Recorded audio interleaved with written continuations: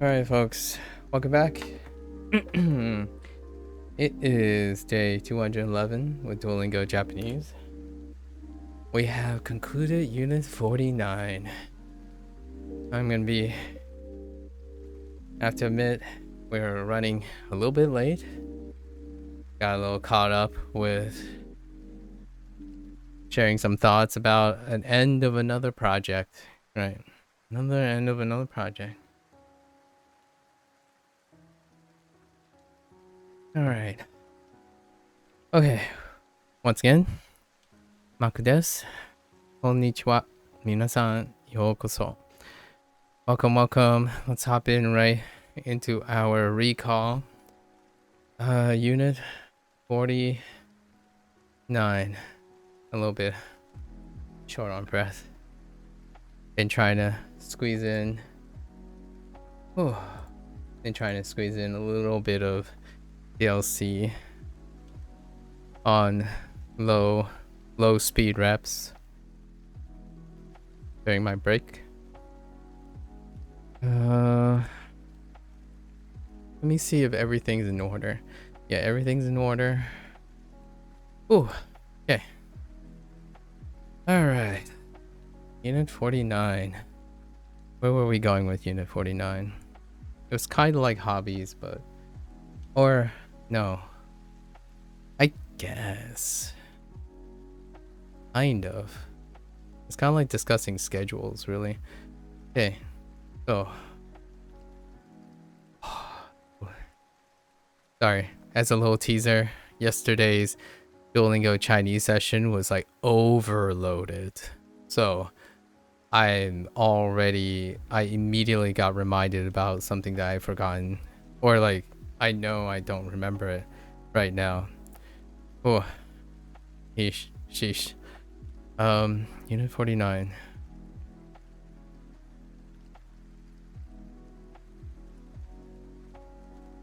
Hands are a little shaky. We haven't written anything yet today. Usually Shashinko is before. So I'll just go with the punches here.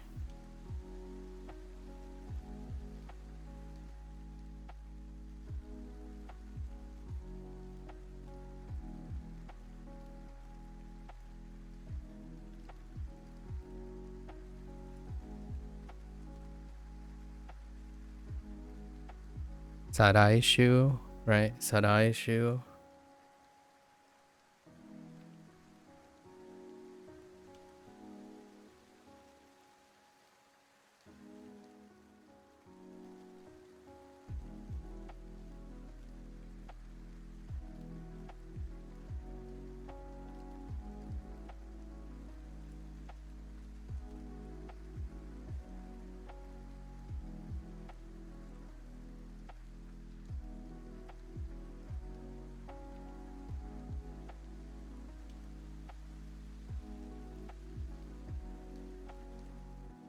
Denwa.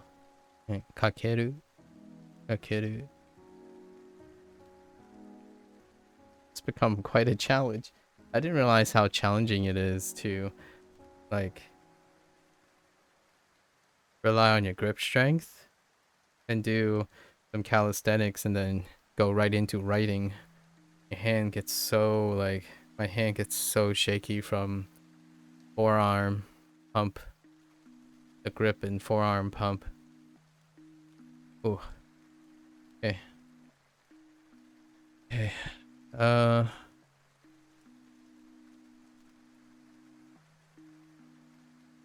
That's because I have noodle arms. That's all I could say. Haven't find too much time to like do high rep stuff in a while. Largely one rep max duration. Okay.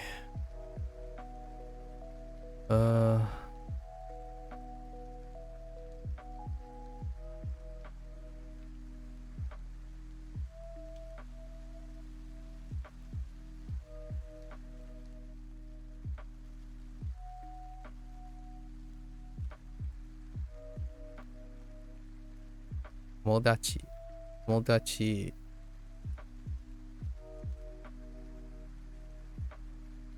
Uh.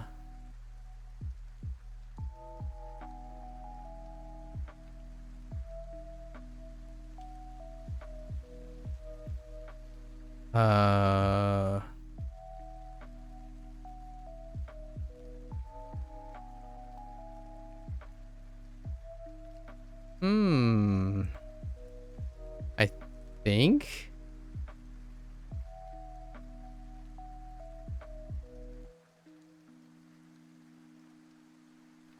No. This is the other character. I'm thinking of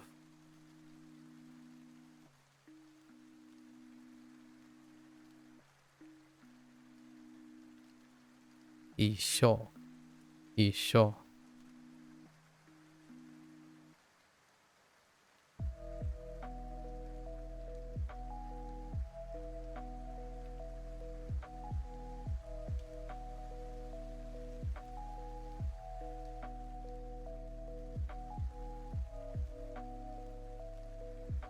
Cohen. Cohen. That's not supposed to be connected. It's fine. I couldn't keep them separate. Let me try again.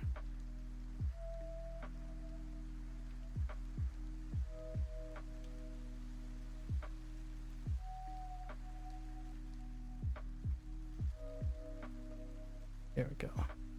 Cohen. Cohen.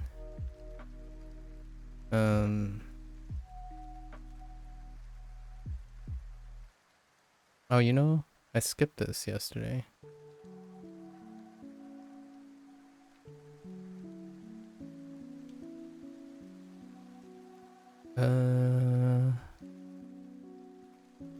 Where's it? No, I think it's this.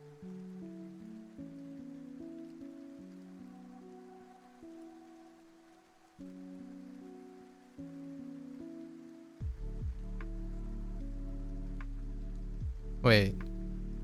Yes.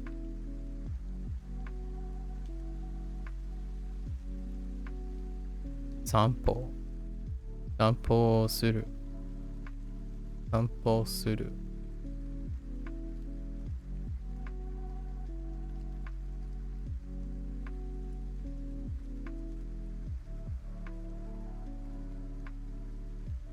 Oops.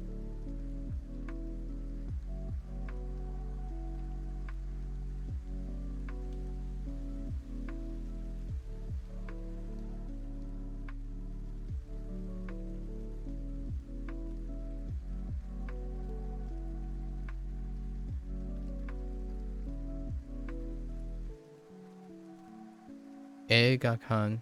Eigakan. Eigakan.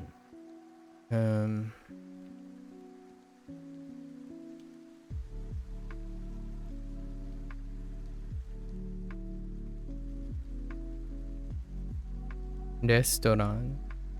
Restaurant.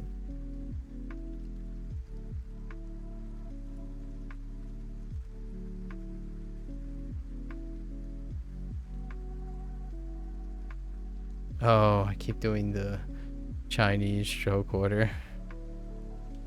Hold up.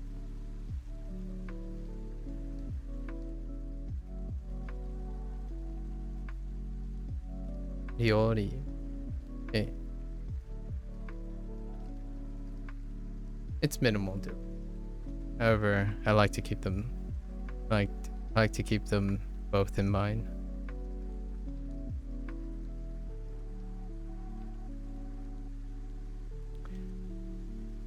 Now it makes me question that too.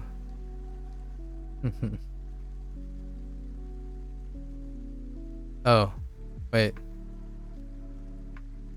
I did them backwards. Whoops.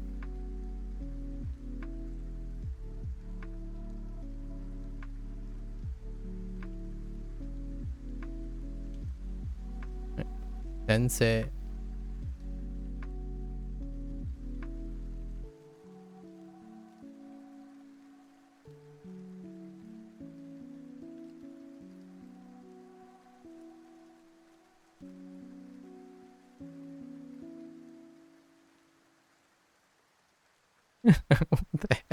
that.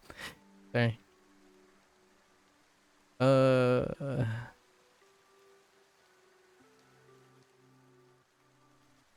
教える。教える。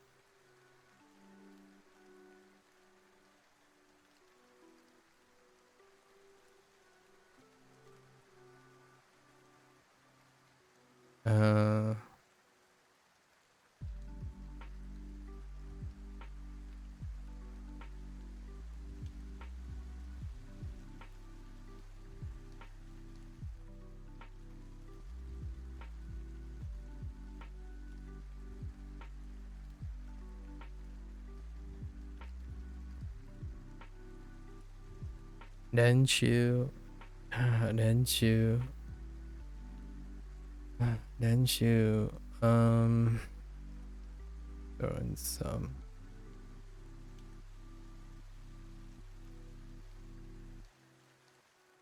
Guitar.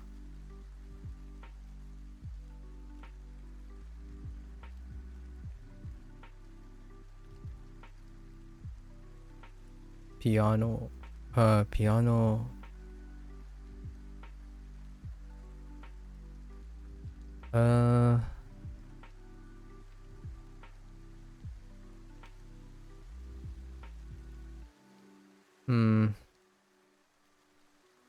On aboard the struggle bus.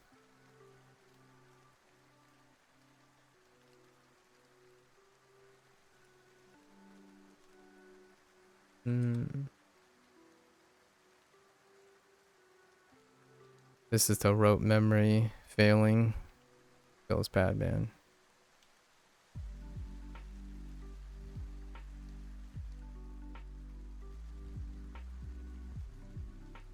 Oops.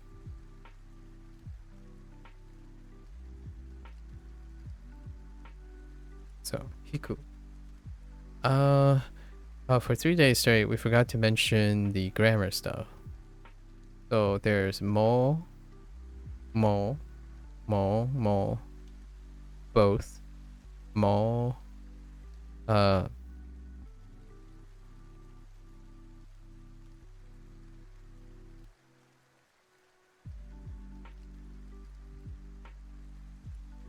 za, za is a thing.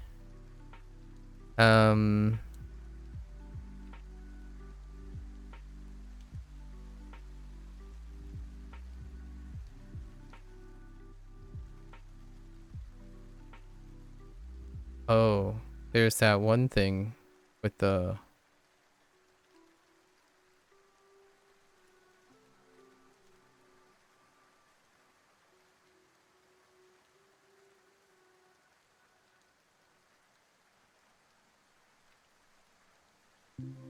no.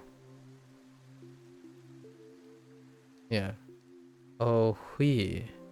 Oh, oh, I. Like, oh, I.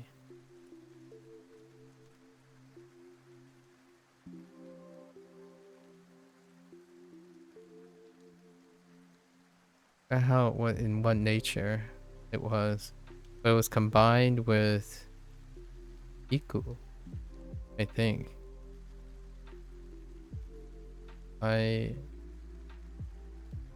Oh, with suru. With suru, actually. So that is something.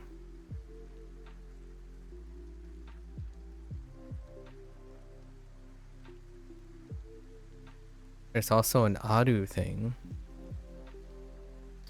Arimasen. Like, not doing something much.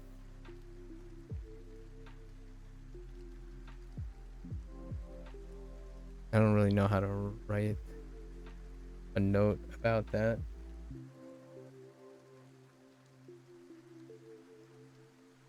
Like, I think they use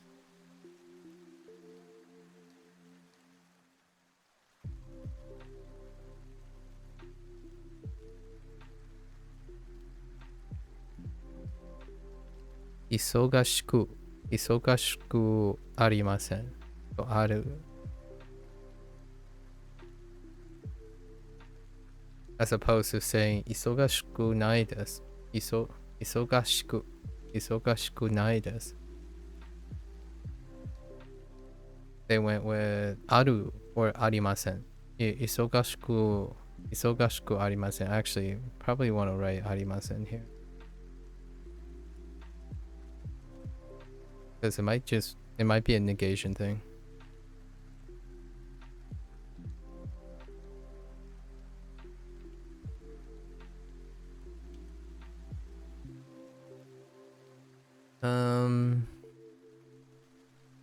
I think that's pretty good for some arbitrary things. Sa is the most arbitrary, I think. Good to throw in some things to use the kana, the hirakana every once in a while.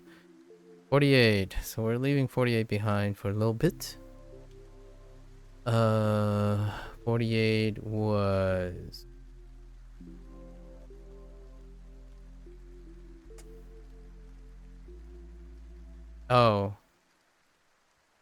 clothing. Clothing. I said the same thing the last 2 days. So it kind of evoked the same emotions. Shiroi. Shiroi.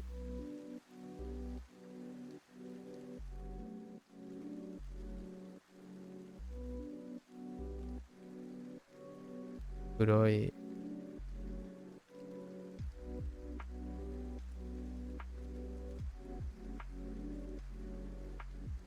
Akai. Oh, I think Japanese.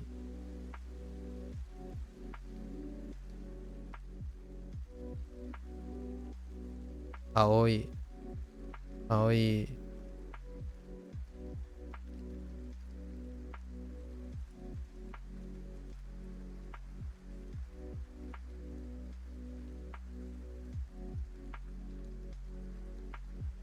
Oh.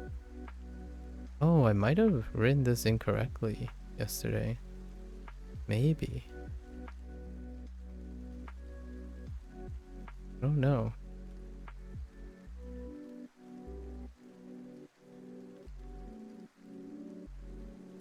Iroi.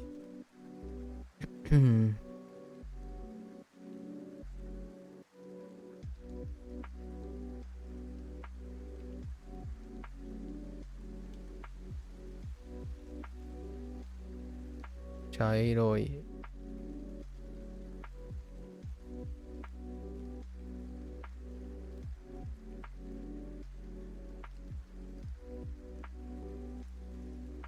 Pinkuiro.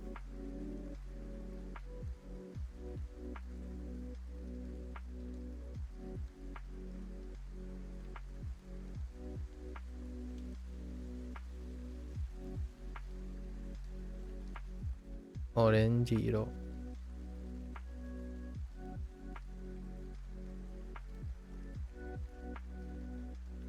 Cool.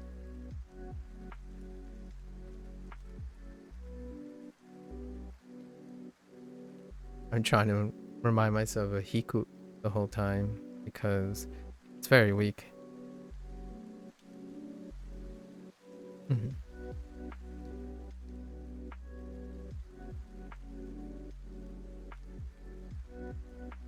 Oshi.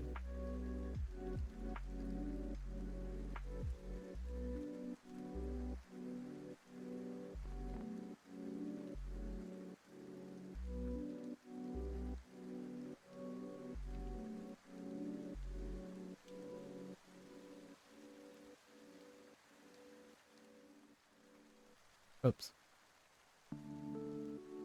Kaburu. Kaburu.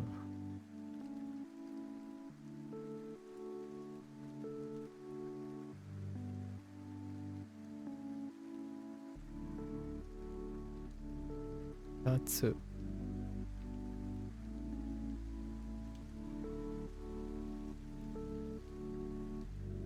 Seta.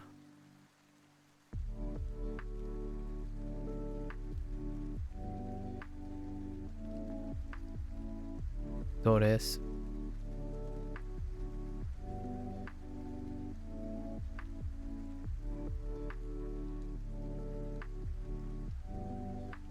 おっと。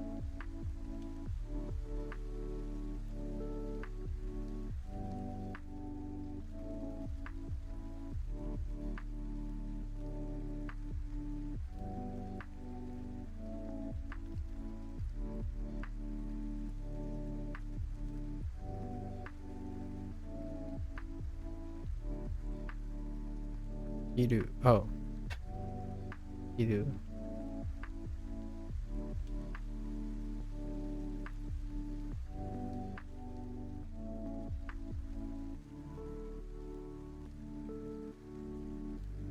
ズボン。ズボン。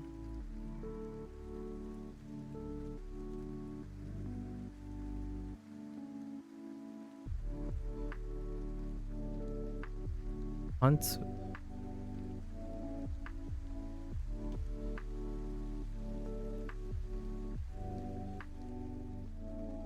スカート。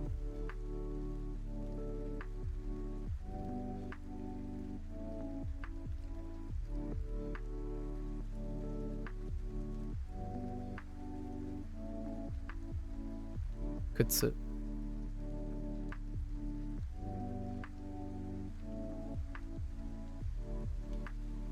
can still see my hand shaking.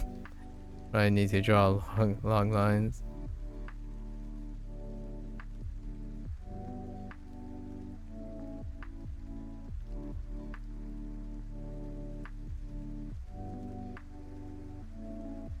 MAKU.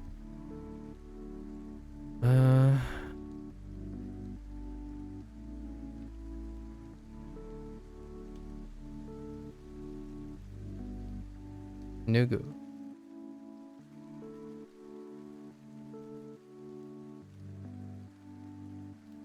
Arau.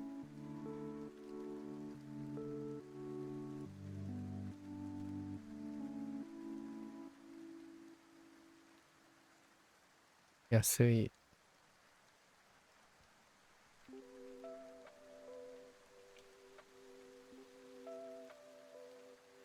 Akai.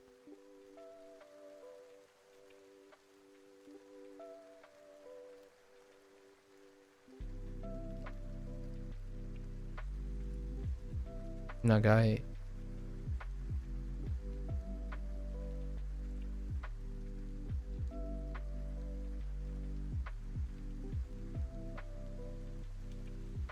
Mijikai.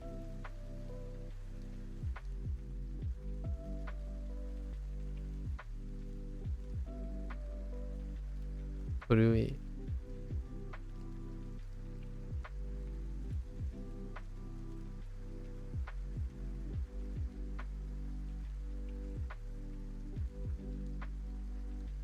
Atarashi. Obviously we have other ones, but these are the kanji ones. So yeah. Ire, dasai, karafuru. What else can you do for describing clothing?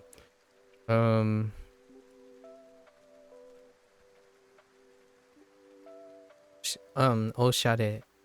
Like oshare.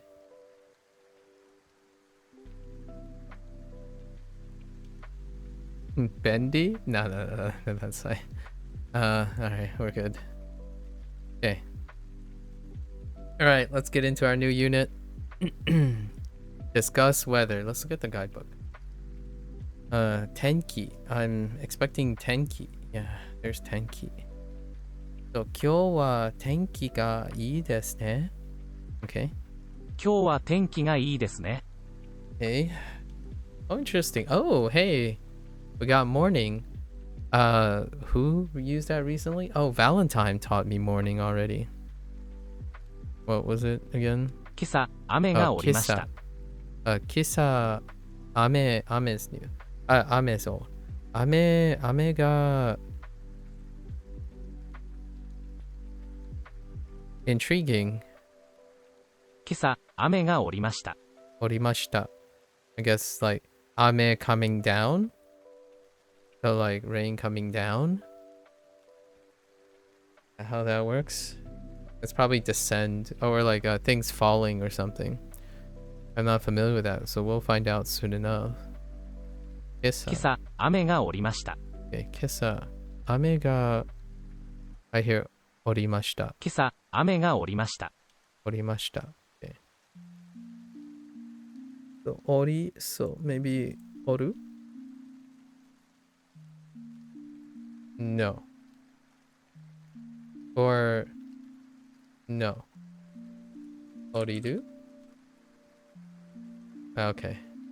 Oriru, yes. To descend? Yeah, yeah. To come down? Yeah, yeah. Fair enough. Oriru.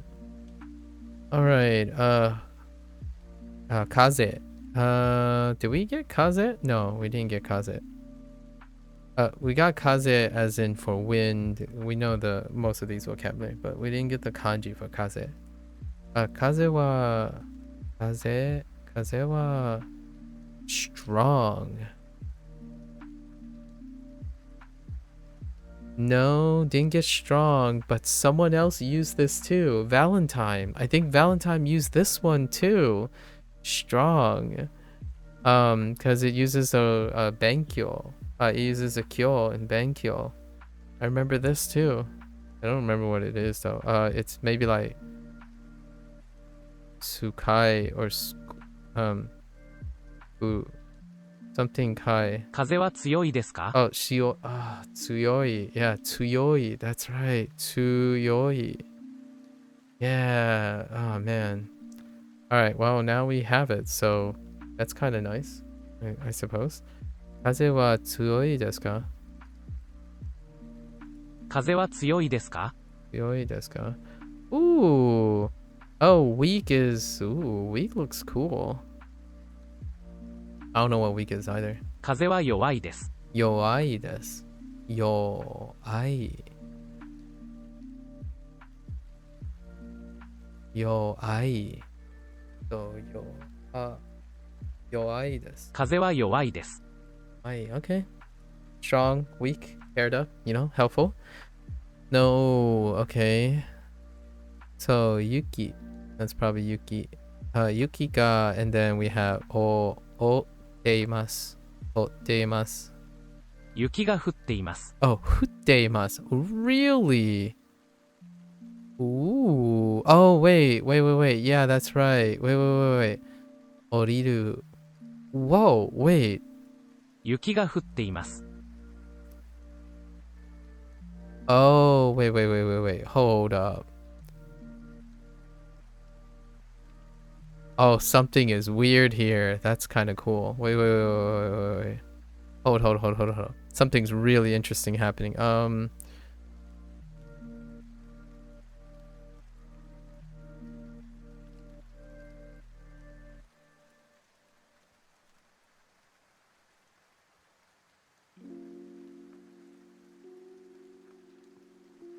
Okay.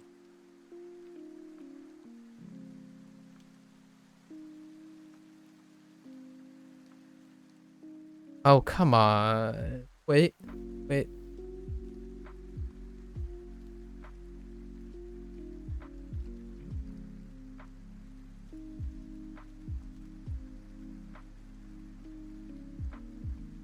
Why does that sound so weird? Hold up.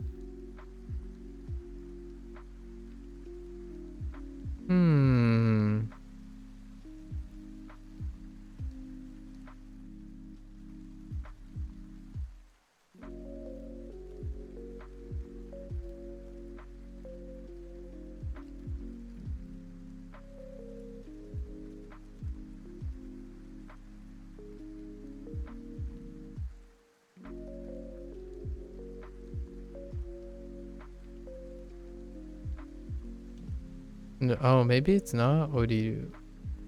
It's something else.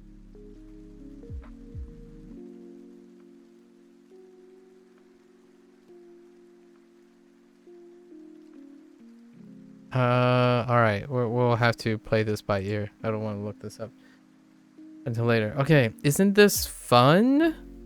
Okay, in Japanese, we can change the whole meaning of sentence just by changing how it ends. Yeah, I know. Yes. Are you finally using this as a grammar point? Okay, so what do we have? It's called...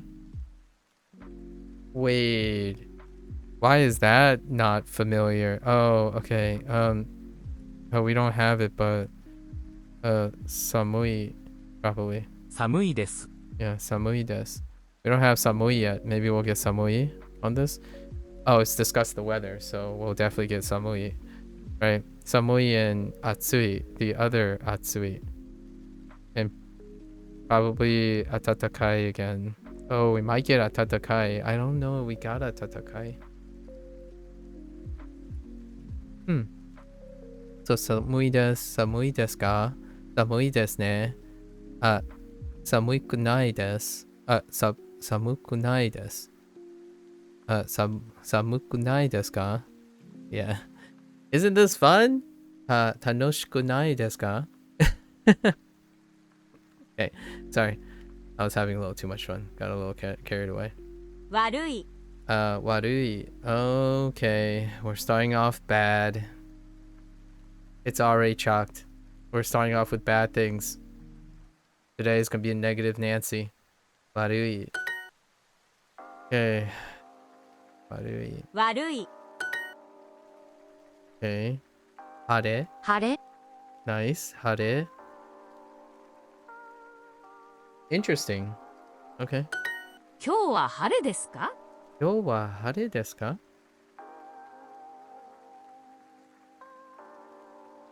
Oops. Is it sunny neither? よくないです。 Yoku nai desu. Oh, is this the good? Yoku nai desu. Yeah.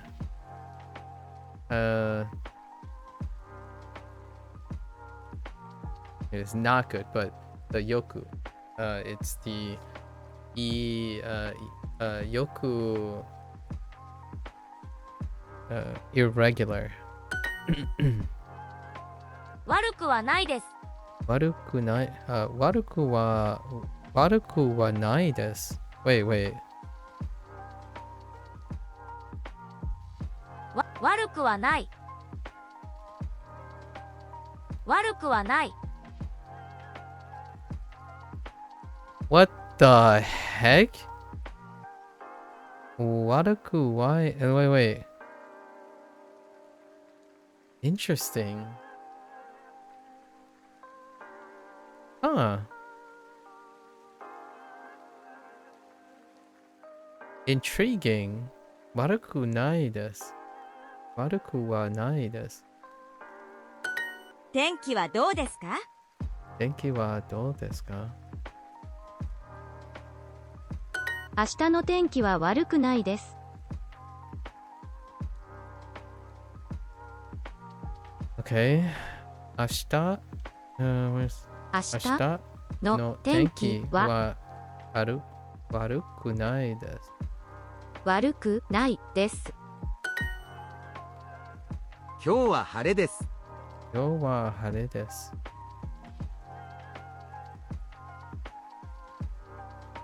今月は天気が良くないです。 Kongetsu 今月は wa 天 tenki 気。今月は天気が良くないです。 Wait. 今月は天気が良くないです。良くないですが、今月は天気が良くないですが、今月は天気が良くないです。今月は天気が良くないです。 Why was that so difficult to hear? 良くも悪くもないです Yokumo. Oh man, there it is. Yokumo. Warukumo nai desu. So neither, because this is negation. It is neither good nor bad. Oh, they're really leaning in on this. 今日はちょっと天気が悪いですね。今日はちょっと天気が悪いですね。悪いですね。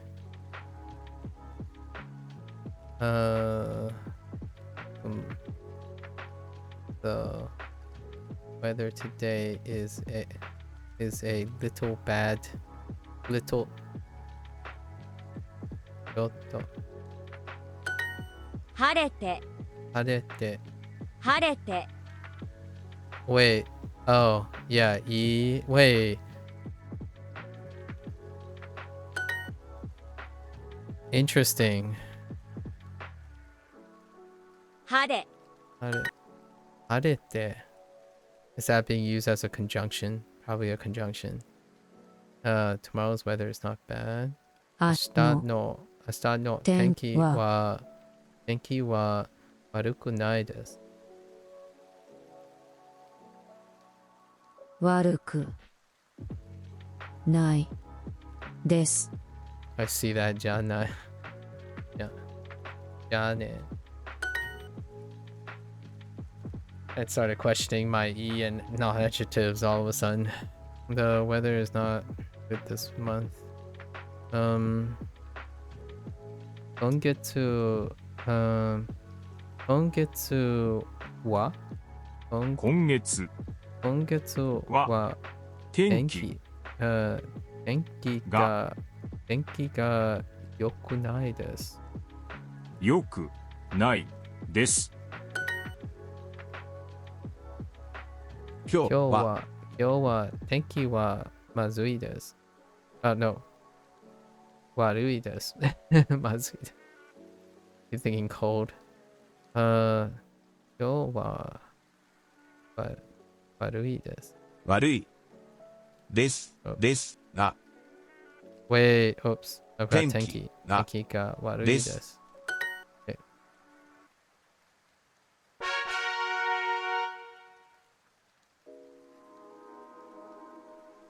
Hey, 降る降る。Winter. 降る。雪る Oh, yukiru. Oh, sorry. That's snowing. 降る。降る Oh, that's why they have that. Oh, I see you. Duo. Oh, soda. Soda. So we have soda. 空空 A sky or the sky. The sky. Soda. 今日は曇りです。今日は曇り Oh, that's 曇り Okay, 曇りです Okay.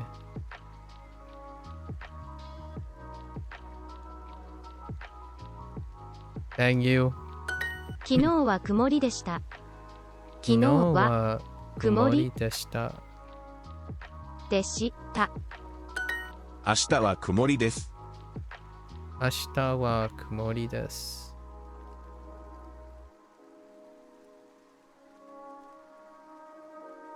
Dang you, English.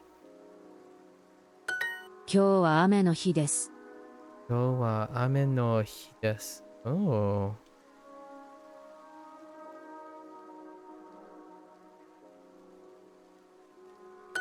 雨が降ります。雨が降ります。雨が降ります。Okay, I need to. Oh, it's Furi. Okay. It's not Okiru. It's Furi. Really? Wait. Oh man, it's the same character too. Okay, Furi. Wait. Huru. Oh, that is so mean. Okay, to fall as well, to come down. Oh, that's so mean. Oh no. Why you do this? Alright, so I guess we're gonna have to look up the relationship between Furu and Oriru. Oh wow. Okay. At least that solves the Te form. I was really confused. I was like, wait a minute. Utte. Nani? Okay, alright, fine. I got you. 雨が降ります。雨が降ります。It rains? 先月はよく雨が降りました。先月雨先月は雨が降ります。かい Oops. かい Koryu is mainly for getting out of cars and Furu is for the other stuff. I mean, I kind of gathered. I still would love to have found that out myself, but that's thanks. 降り降りました。ました。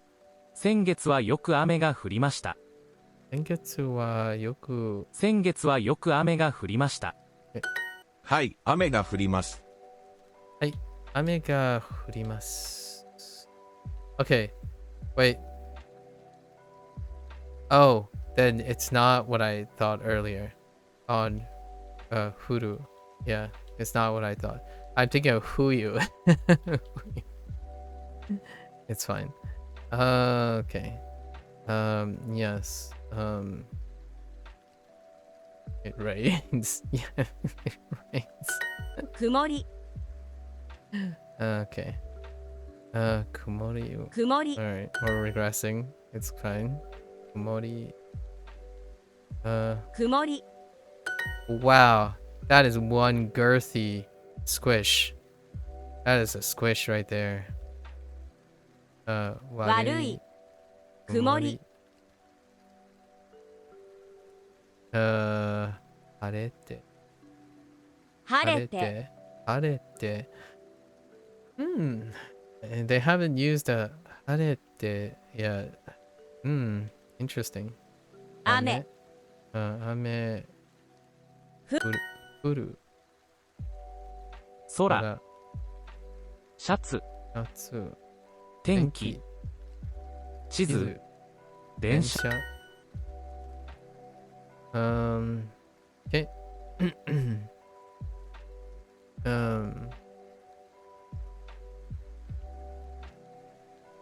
悪い晴れて曇り雨降る降る Okay. ゆうべゆうべ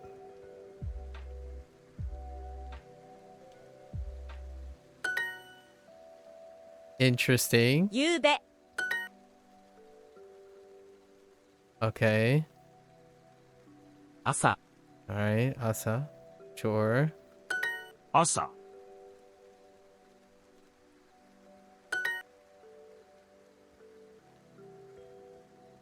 雪 Right. Yuki.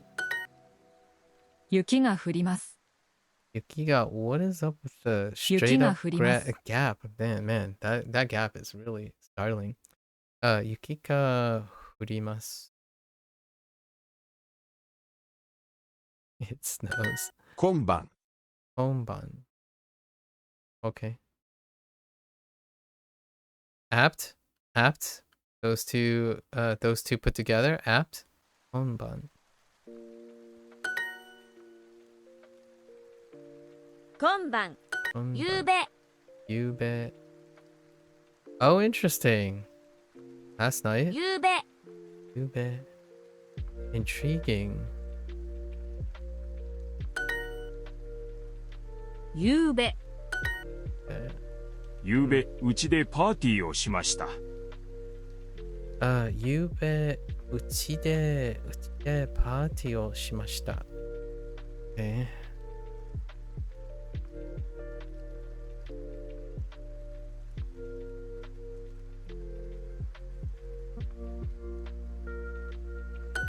今朝 Issa.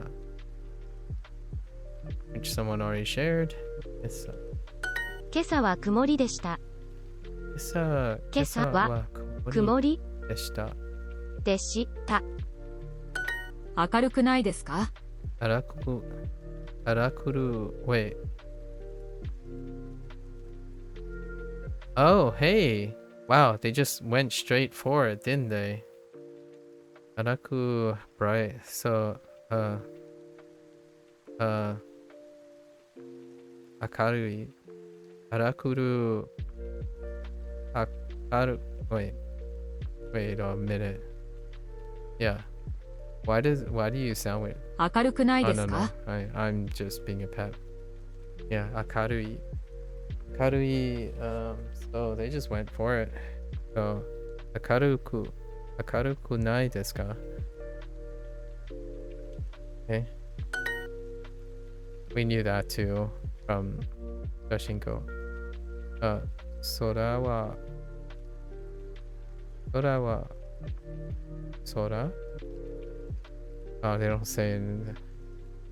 Sora wa... Oh, wait. Yube. No? Oh, no. Tonight. Konba. Konba. Konba. 今晩 Konban. Konban. So, konban. Konban wa. は Fair enough. Konban wa. Konban wa sora. 空 Sora が ga akarui. Akarui. 明るいです。です。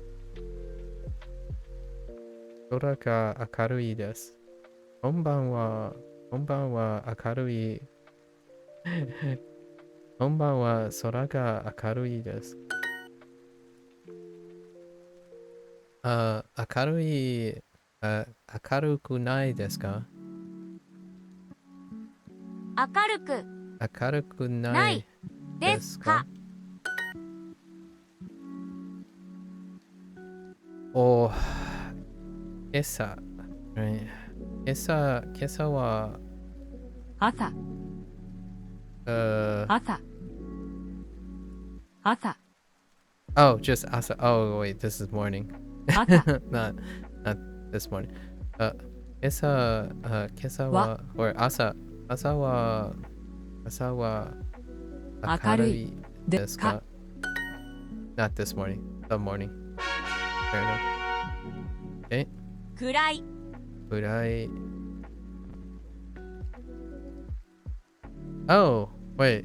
暗い Oh, that kurai. Ah, kurai. 夜い Oh. 暗い Oh, ooh, oh, Sorry. So yeah, we got daytime and dark. Interesting. Hiru? And then kan? We're just gonna guess the two reads we know. Hiru kan. 昼間 No. Ma. Okay, so we got a new read on that character. Nice. Hiruma, and then this is still Hiru. Okay. 昼間 Hiruma. Nice. Got a new read. 中は暗いですか？ Naka wa kurai desu ka?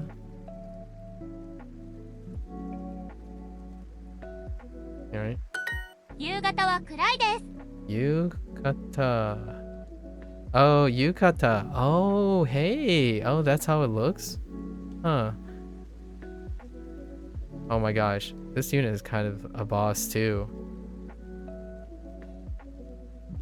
Yukata. Yukata wa.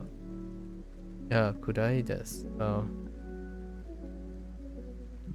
Yeah. 夕方 Yukata. Actually, yukata. Yukata. Okay.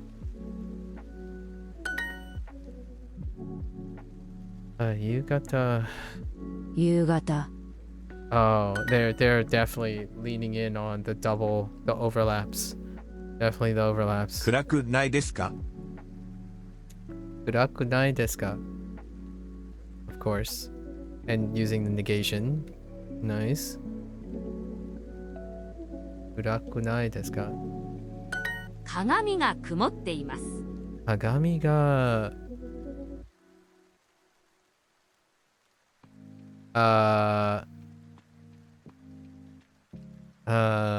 oh, interesting. Oh, you can do it that way too? Interesting. Kagami ga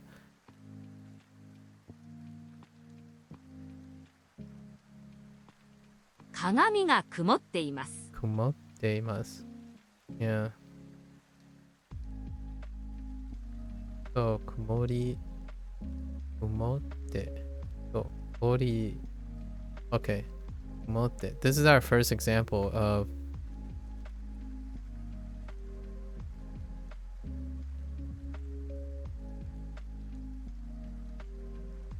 this is our first example of this conjugation. Or this adjective in this way. Okay.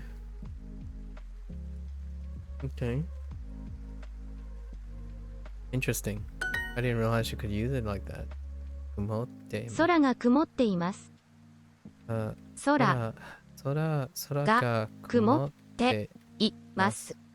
曇っています。空が晴れています。空が晴れています。Okay. Oh, interesting. Is that really how that works?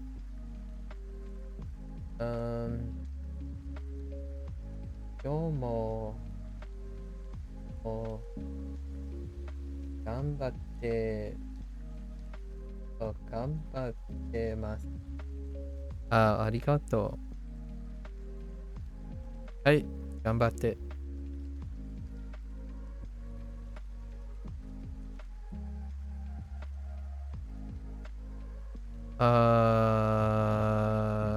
What was I collecting on here?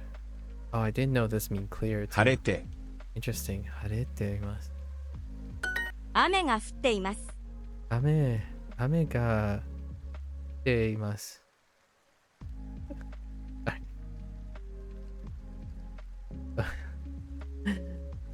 When I do the whew and then stop, it makes me make this really funny mouth shape. 雨が降っています。降っています。Let's see.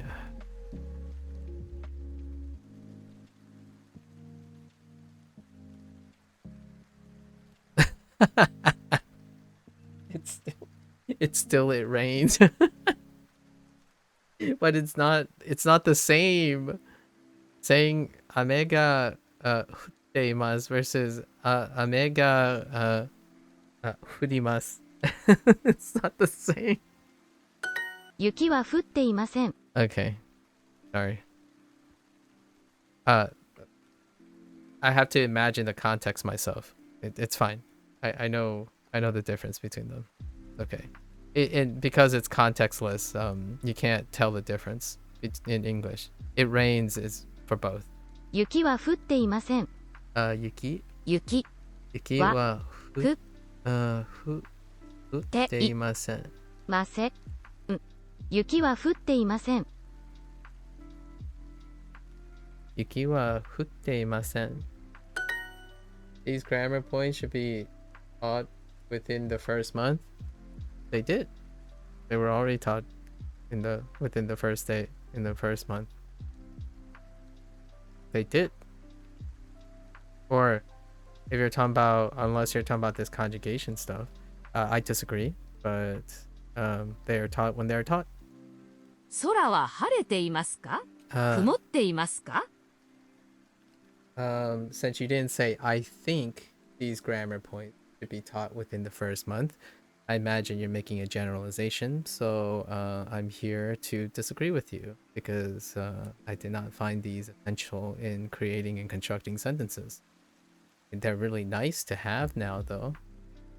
それは空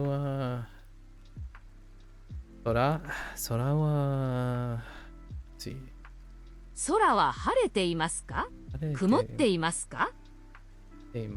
Oh, interesting. 空は Oh no, I need to get used. So, 晴れていますか？降ってno. 曇っていますか？いや、曇っていますか？Let's see.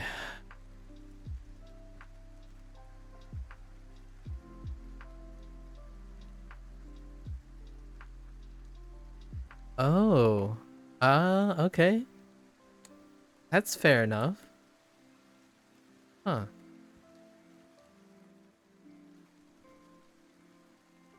Yeah, That's fair enough. 今日 I should see immediately. 今日もも今日も晴れです No 晴れています晴れています。 I see how they're going with that. Is the sky pizza?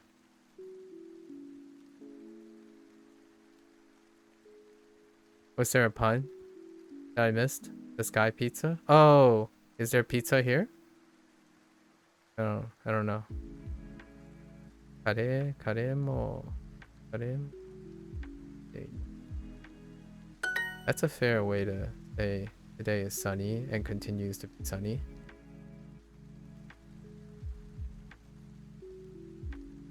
It's clear. So, Sora. Is one thing here meaning pizza? Oh. Wait, I don't know. Oh, wait. Is it because of Chinese? それか。それか。晴れて今。This guy. They were how did this? Oh, they repeat it.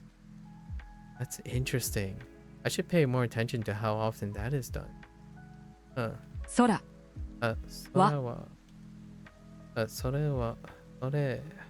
空は晴れ晴れていますて今曇ってい Whoops. か持っていますかますか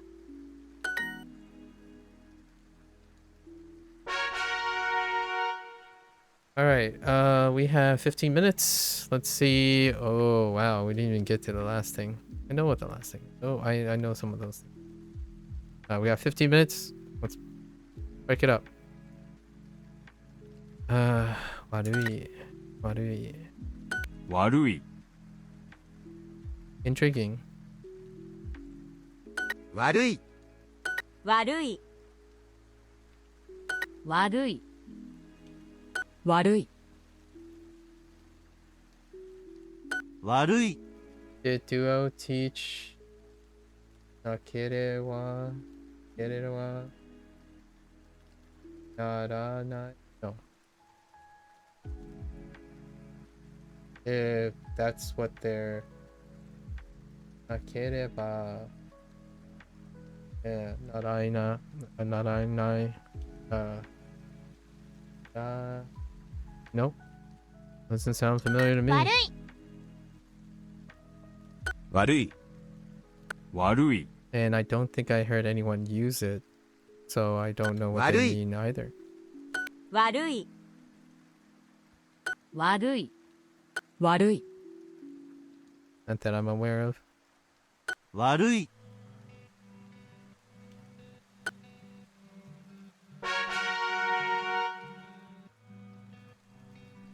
Thank you. 天気。天気 Okay. 天気天気天気。天気 Classic character. 天気。天気天気。天気天気 The irony Thank you. here is Thank you. this is heaven and sky in a different life. 悪い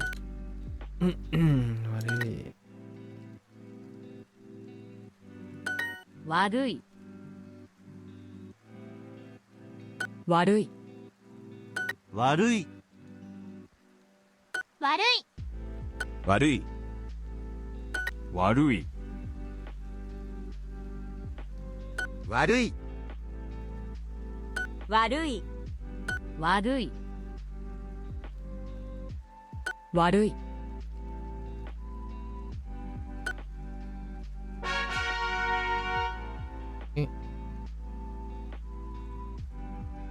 あれあれ晴れあれ晴れ。派手派手 A, please. 晴れ It's how must do or have to do is expressed in Japanese is really common and get shorted to nakya, or just ya. Okay. It's very common in Japanese and it's not very common for me to say. I see. That makes sense.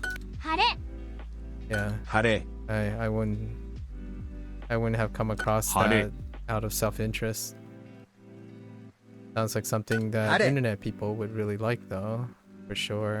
派手派手晴れ晴れ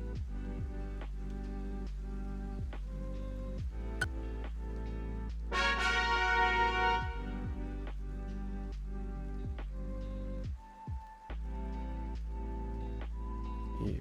悪い。あれ。晴れ悪い。悪い Kind of going back to what you said, these grammar points should be taught, so I use should a lot more than I would say must or have to. 悪い It's very forward. Interesting. I guess I'm no one's boss, so I imagine. And then rules may have that in them, so that's kind of a nice to know if you're around rules. 晴れあれ、長い早い Oh, and yeah, Valentine showed me something about hayai too. 悪い Yesterday. 遅い We didn't get to encounter it yet. 悪い Maybe once you start more immersion, you'll get a better idea what is common and what is the foundation, not just in Duo. That's amazing that you assume I don't do immersion when I'm not using Duo.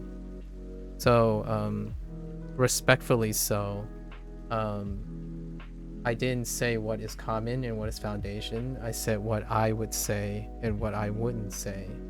So before you make your presumptions, I would respectfully see you leave and be less disrespectful instead of maybe once you reorganize your English and be able to like present your expression as though it's not so condescending and presumptuous, we may have a level conversation as well using English. Your Japanese aptitude seems to be very great.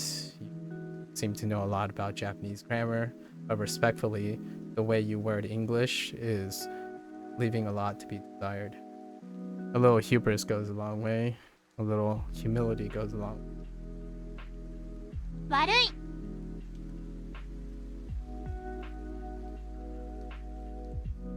悪い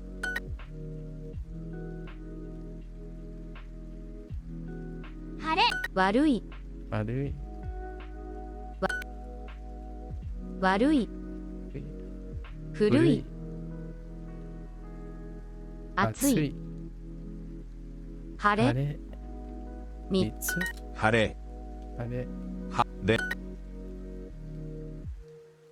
遠い晴れ悪い多い安い I would be a little bit spiteful here, and I could retort in a very similar way about your foundations about English. Perhaps if you spend more time immersing yourself in conversing with people in the English language, you may not come off as someone that is very condescending and presumptuous by your word choice. But that would be putting oil on the fire. So I'm sorry if I'm very direct. I'm sorry, but don't disregard what you said if you plan to move on to more real, natural Japanese.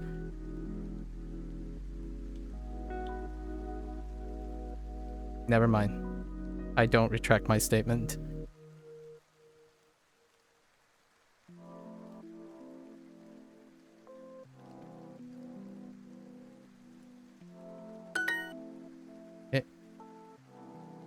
悪い暑い暑い悪い悪い汚い汚い晴れ、晴れ、白い、白い、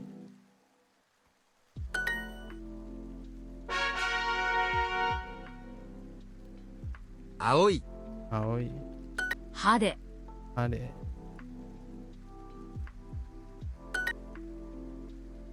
は、青い、青、青、晴れ、晴れ、晴れ、には、こ、こ、近く、こ、晴れ、晴れ、青、青、晴れ、青い、青い、青い、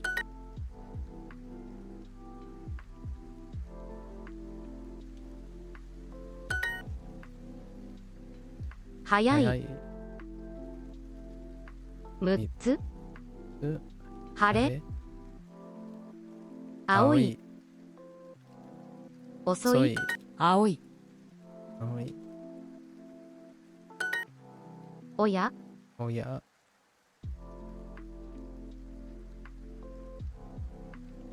Oh, interesting. Right. 晴れ、晴れ、 2つ、二つ、青、肉、肉、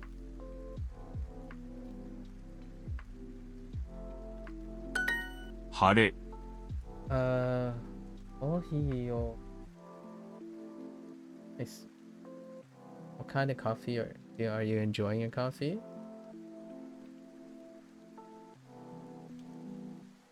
Are you drinking any special type of coffee?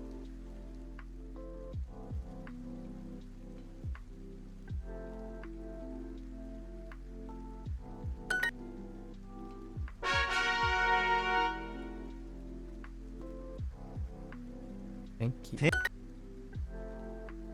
Thank you.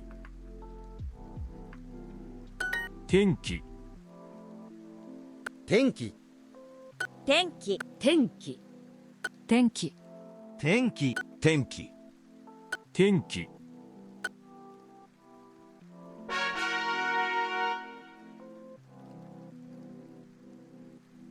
悪い、悪い、悪い、悪い、悪い、悪い、悪い、悪い、悪い、悪い、悪い、悪い、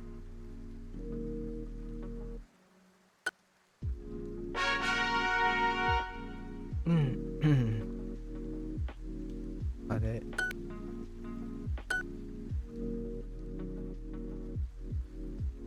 You're not sorry, but thanks for removing all doubt.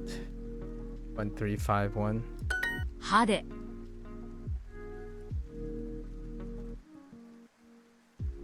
Perhaps if you spent a lot of time immersing, oh, maybe this is a good example. If this is an example of immersing in conversing with English and hearing someone provide a very cogent and deliberate way of trying to say that you're being incredibly condescending, but continue to press and use languages by using a double negative and then apologizing with like, but negating it and then using a double negative. I feel like some immersion in English and using command of the English language may be in order as well. So the feeling is mutual. 晴れ、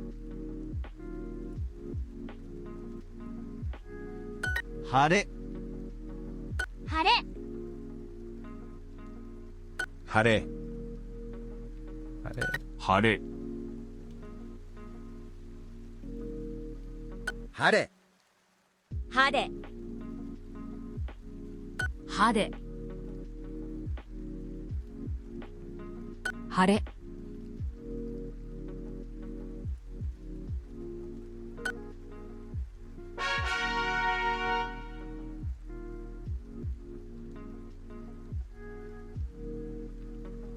え、料理。天気。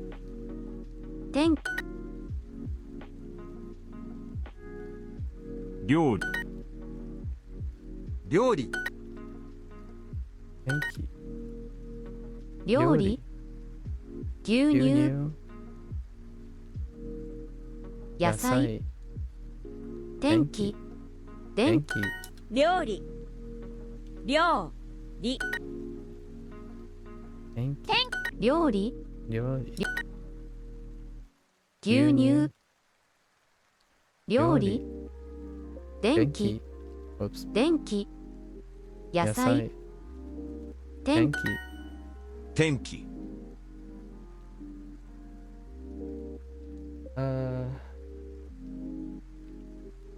Ooh. I don't know what that one is.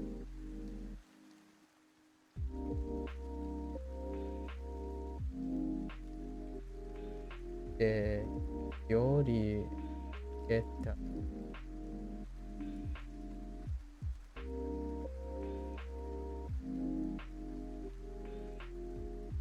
Oh, are. Oh, right. Are. Okay. Thank you. Are sa. Eh, Yori.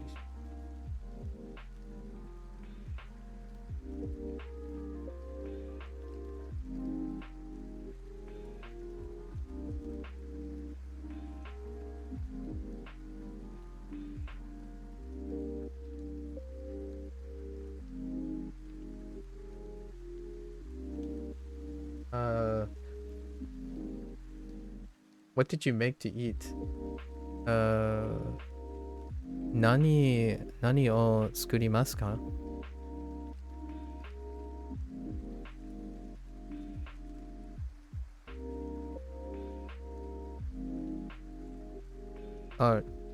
Yes. 天気 Thank you. 天日天気 Or nani o tsukurimashita ka? Tsukurimashita ka? 人気天気 How are things going, human being? Well, it's going pretty well. We learned some really interesting vocabulary and maybe some very interesting potential grammar points. So I'm kind of sorting through it. Although I'm having a very, very bipolar experience right now with someone that occasionally shows up being condescending, and then someone who clearly knows a lot of Japanese but is entertaining my limited Japanese with some wonderful Japanese of their own on the other side of things.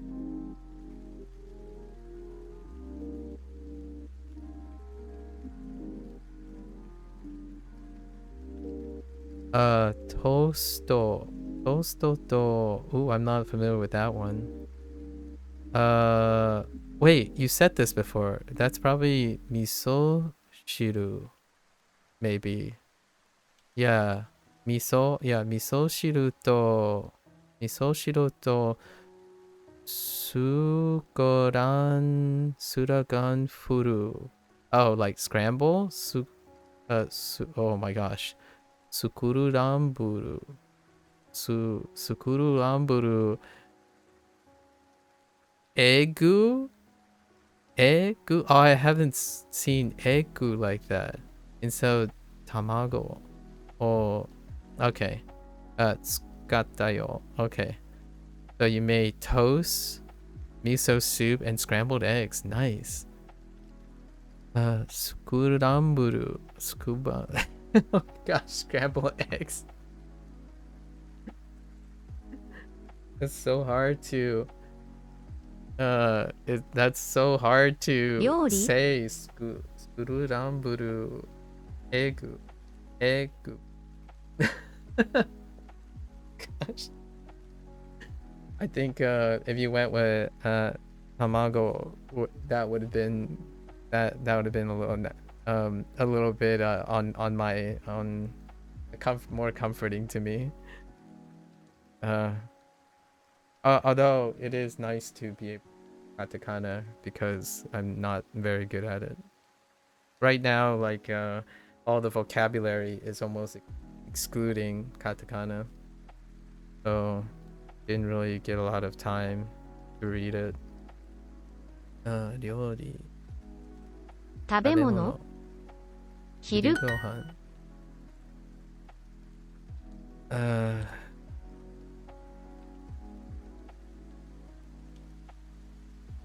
Oops.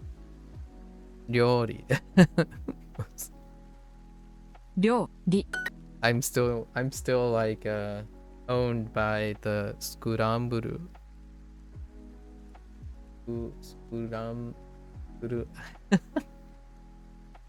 All right.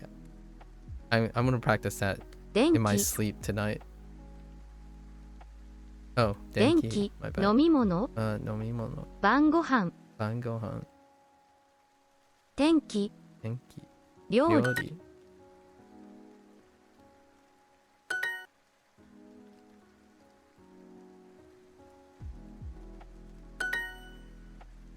Asa wa so desu ka? Or asa wa, yeah, asa wa so desu ka? Or so deshita ka? Maybe no, I guess happening right now. So desu.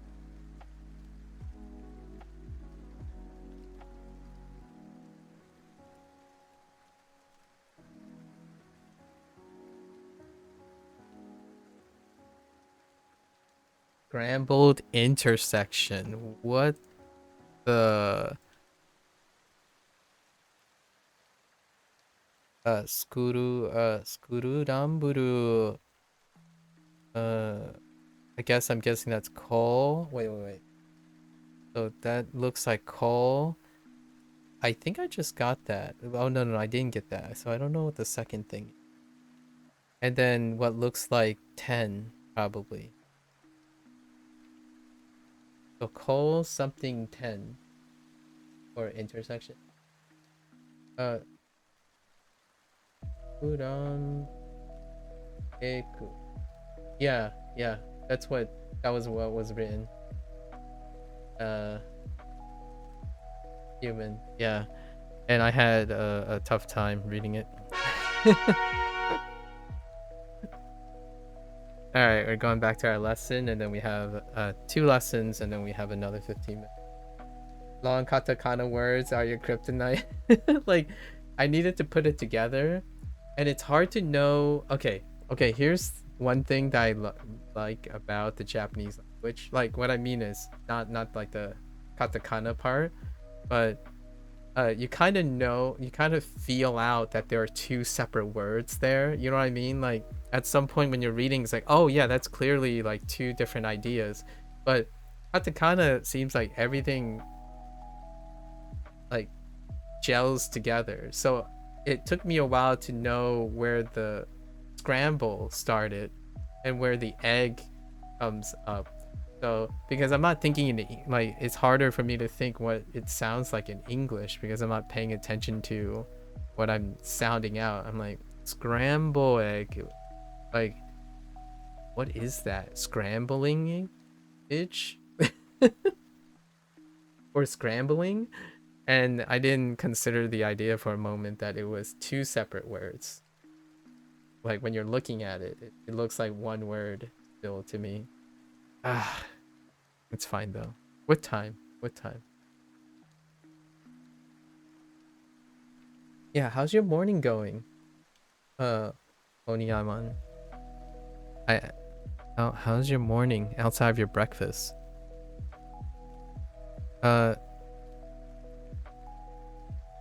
Shikoto ikimasu?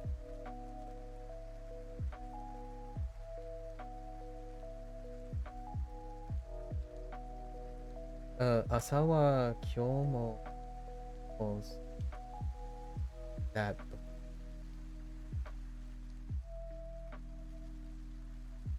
I'm using asa because I just got asa today. So 朝は今日も That's Atsui, right? Oh, I might get Atsui right now. I might get this Atsui in this unit. In this very unit. Atsui does. So it's hot. This morning too, I see. And asagohan oishikatta desu. Oishikatta yo. Nice. I really appreciate that you're like, I don't know if you typically type like this on Yamen, but I like that it's like you're typing in a way that is incredibly relevant to to the things that I'm needing to pick up as I'm going. Oh, what the heck? Oh, that's final boss. What? Oh, I see what you mean. Eigo, yeah, the English. Katakana English is final boss. Japanese English, yeah. Wasai, yeah, wasai eigo. Indeed. Final boss suru. I'm just kidding. That's probably not it. Maybe bossu? Bosu? Basu? I don't know how you would write that into English. I got close? Okay. Like, we're not going down this road again. Oniyamen. It's Dasu. Oh, Dasu Bosu. Oh, Dasu. Oh. Last boss. Yeah, Dasu Bosu. Makes so much more.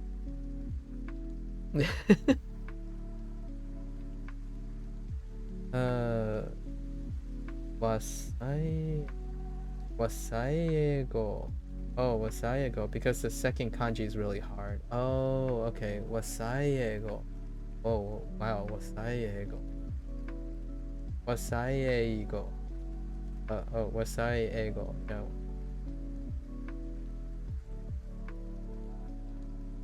Wasaiego. No, wasaiego. Sorry, wasaiego. I keep saying wasai. Sorry, wasaiego. Wasaiego.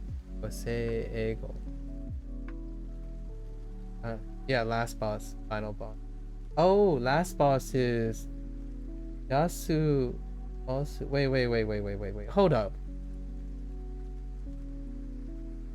Final boss equals Nasu boss.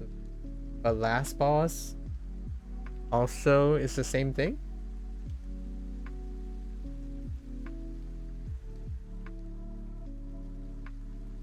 Okay, I see. 弱い I mean, final and last. Right, makes sense. Got it. Yowai. That's an intense character. Yowai.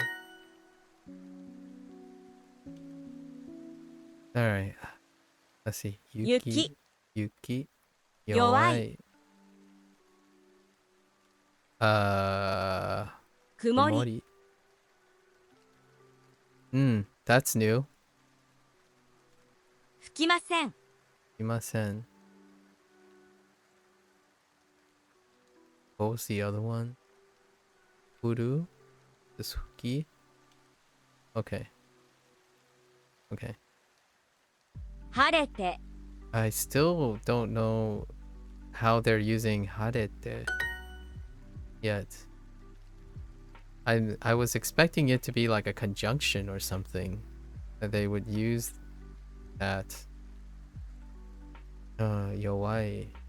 Oh, this is strong and weak. I haven't gotten strong and weak yet. This is weak. Yowai. 弱い Kaze. 風 Kaze? Yeah. 風は弱いです。 Kaze wa yowai desu.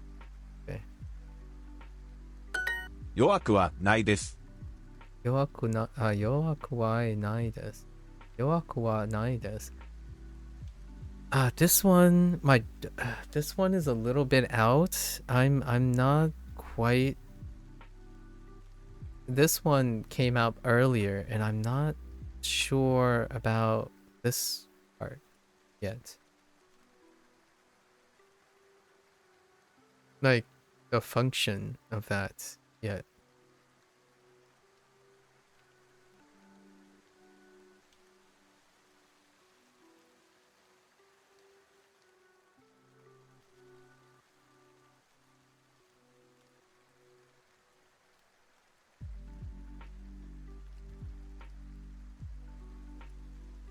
Like I'm not sure this function. It is saying it is not necessarily weak, but I'm not sure about that.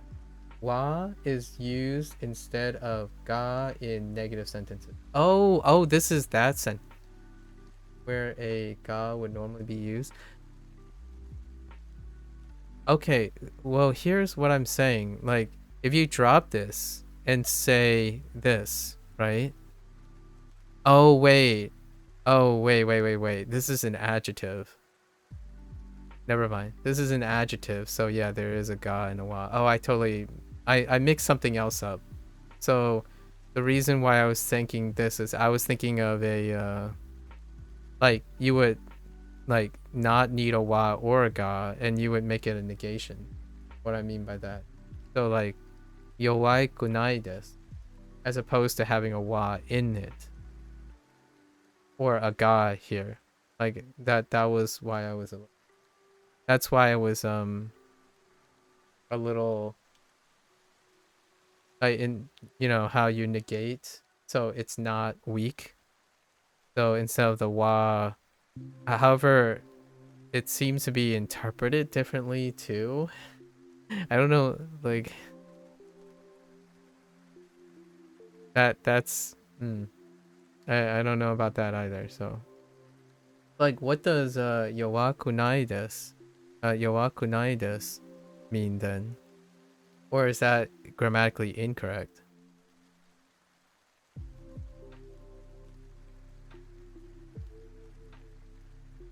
Yeah.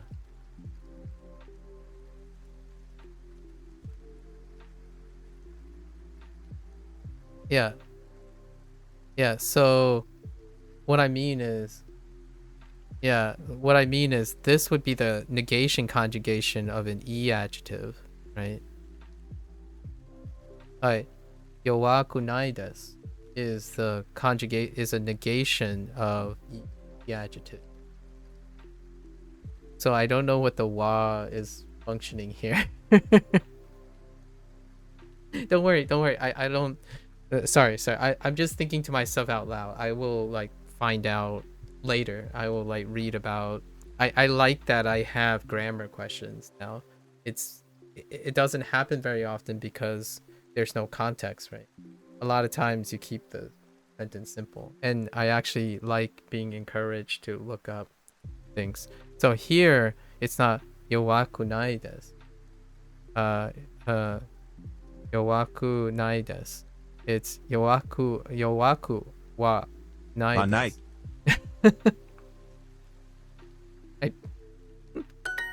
今日は風が弱くないですか？ It's the only prompt, so it's perfectly fine. I'll end up finding out one way or another, right? It's something I'm gonna make a mental note to myself. 今日は風が弱くないですか？ Right now I'm focused on whatever I can understand. 今日は風が弱くないですか？ 今日は like for example here, 今日は風が弱くないですか？風が弱くないですか？ Yeah, see, like this, right?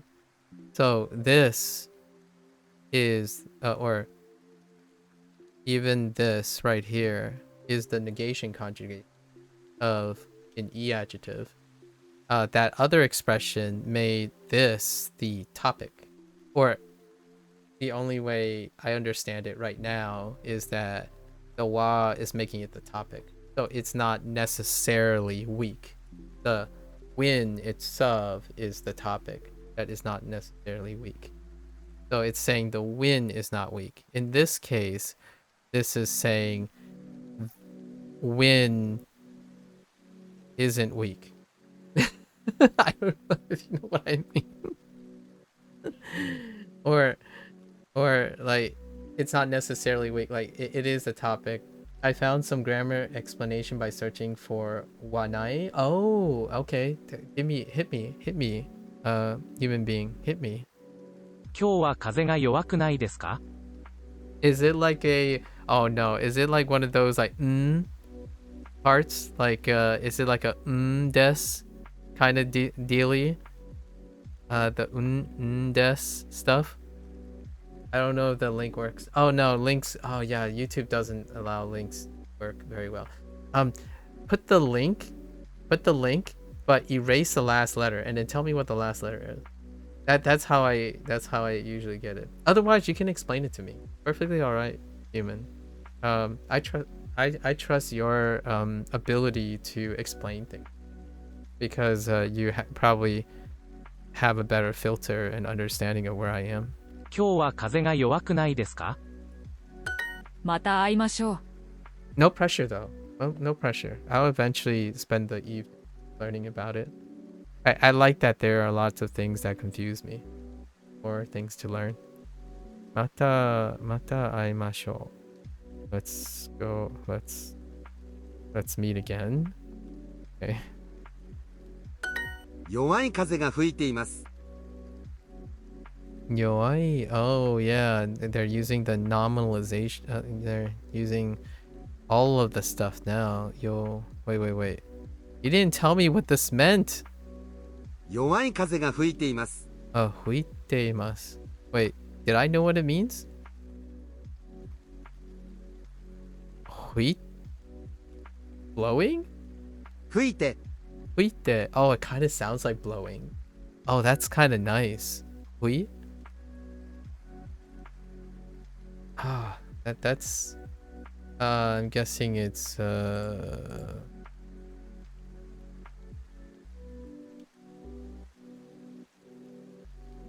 I don't know anymore. Hang on.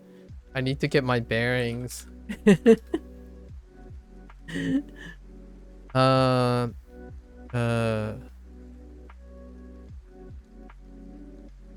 Huki. Okay, huki. Yeah, hui. Yeah. Okay. So, huki. Oh man, it kind of really just sounds like blowing, huh? Huki. Huki. Huki. So, and then, yeah, huki. So it's huite. Huite for the te form, and then imas, it's blowing. Yeah, huite imas. Oh, what did I say to do with the link? Paste the link, delete the last letter, and then tell me what the last letter is so I can complete the link.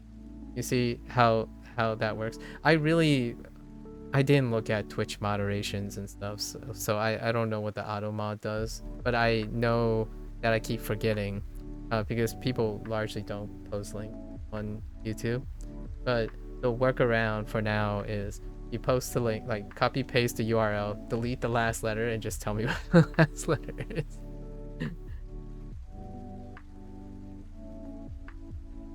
No, like what I mean is, wait, did you post the link? I can't see the link. Is the problem here? I can't see the link. So it might be visible at your end. If you copy the link and you posted it, I can't actually see the link. I don't even know where it is. Like I can't even tell the moderator to let me click on the link. Even if, like on Twitch side, if you post a link, a moderator may come up and say, here's still the link, but it's not shown in chat. In the Twitch side, I mean the YouTube side of things, it's not even visible. Like it's not there. I can't see the link at all. So, and I'm not sure, I'm not that great with, I didn't dive deep into moderation because I don't think I need to change it. I trust most people for the time being. You know, there's not a lot of people, right? 弱い風が吹いています。弱い風が吹いています。So, a weak wind is blowing. Oh, that's so cute. I'm sorry, this kind of sounds like poetry. If you can see this, it should be it. Oh no, I can't. Give me your search result. Tell me what you searched. Oh, actually, you already told me what you said you're searching for. Okay. I'll do it later. Let me make this JLPTN4. Oh, is an example of a double negative in Japanese. Oh, and is a grammar required careful attention in order not to incorrectly interpret. Oh. Oh. Oh.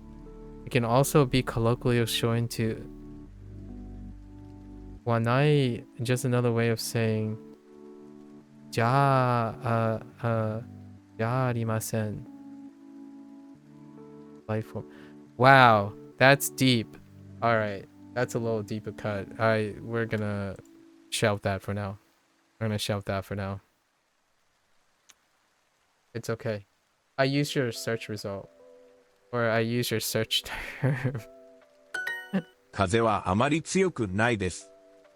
風はあまり. Oh, this is 強くない。Yeah, 強くないです。風はあまり強くないです。強くないです。強 Yes. Oh, 強くないです。Okay. 風はあまり強くないです。Or maybe it might end up being 強くないです。It's kind of hard to tell. That's gonna be later. I know the whole to and su thing. It's okay. If I hear it enough, I end up imitating whatever is most common right here for the time being. 風は風はあまり強くないです。Okay. So many negations. Oh my gosh. This feels like reading internet commentary. Or, people who condescend me by using double negatives by saying like, I'm sorry, but don't disregard. Triple negative, actually.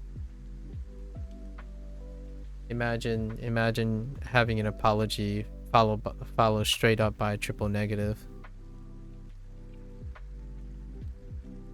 The wind is not very strong.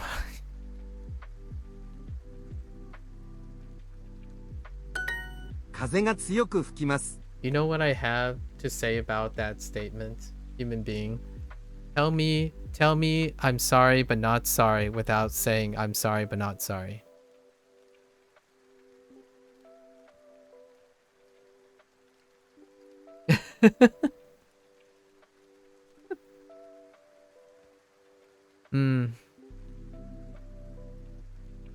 I'm not sorry. Yes, exactly.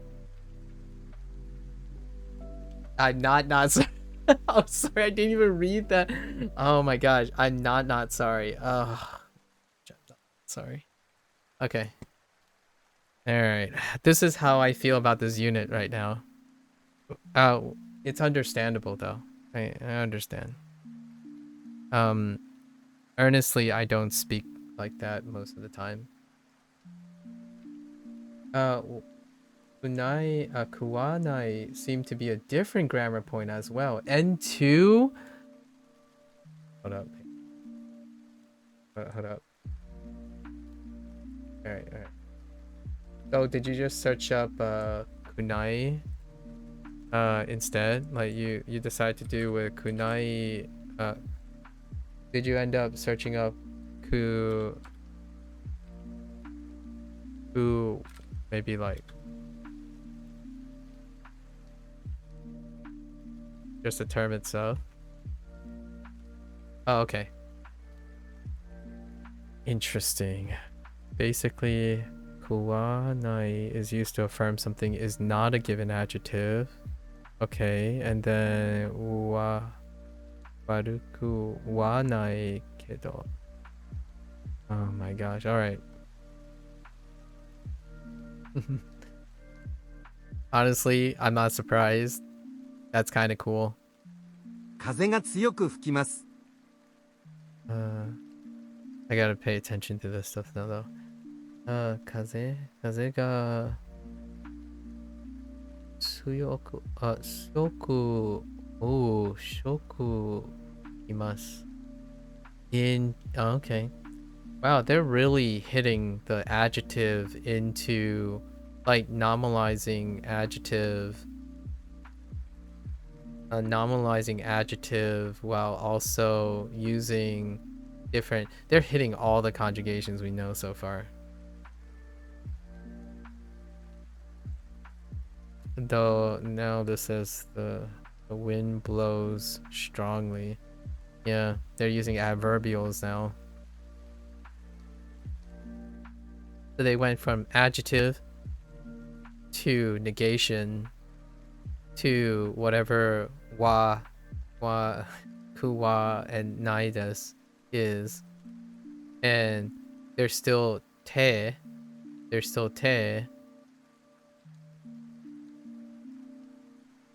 and then all the affirmatives. Interesting. 吹きません。吹きません。強い風が吹いています。強い風が吹いています。風が吹いています。強い風が吹いています。Yeah. So this is 強い風が so this is now the adjective functioning as the e adjective. 強い風が吹いています。So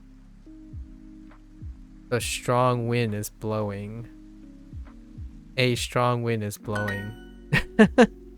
吹きました。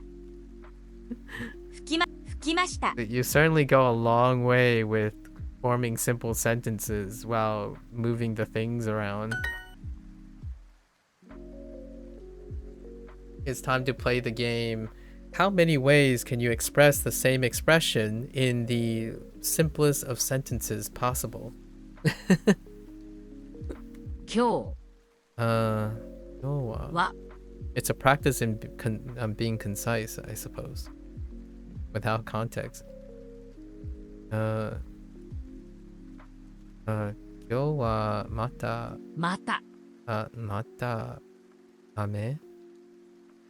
雨です。雨です。Okay. Wait, something said it had a different answer.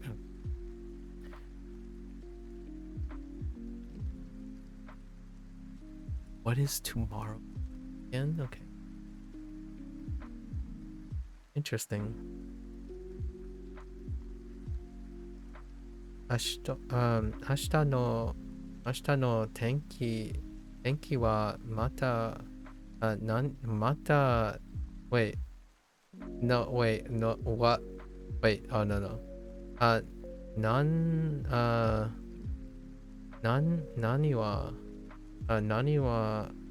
また明日の天気ですか？なんは Oh, maybe it's just nanwa. I didn't know if it's nani or nanwa. No, nanno. But interesting.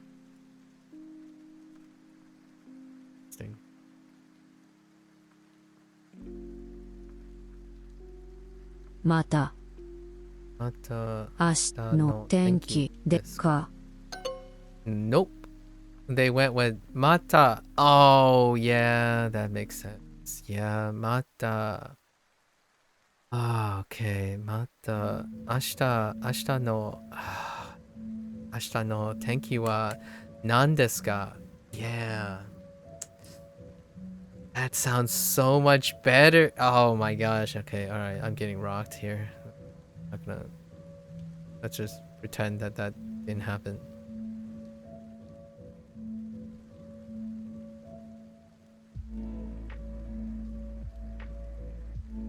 今日はまた晴れです。また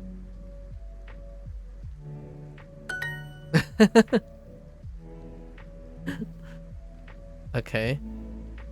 I guess this mata doesn't mean again. Yeah, I don't think so. Yeah. In a way. Yeah. What is tomorrow's weather again? As in like, can you repeat? Can you repeat it again? As in like, please once again repeat. So that's why that made sense. Like mata. Like once again, can you repeat what's tomorrow's weather? As opposed to mata as in tomorrow's weather again, like the weather itself is big. So I get, it's a little bit confusing actually. But I get how it would say like mata. Mata is like, can you come at me again with tomorrow's weather? At least the English is what that's telling me. So I didn't really think of it that way, but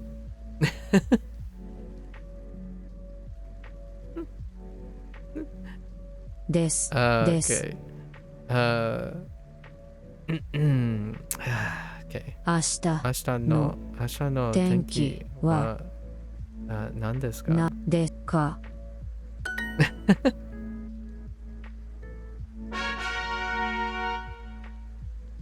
Hey, we're here for some fake Japanese and not real Japanese, obviously. So, not natural Japanese. Or not the fake ones. Do you often get condescending chatters? I know a lot of people in the online learning community absolutely despise Duolingo every day. Or not every day, probably every day for the first 100 days. It's become less often because, well, at least I learned something, right? It was almost every single day when you first start at like learning anything, really. Like actually I get condescending chatters everything I do, because most of the time when I'm streaming, I'm learning something. However, I had deliberately used Duolingo largely to forward my understanding of what it's like to use Duolingo as the experience.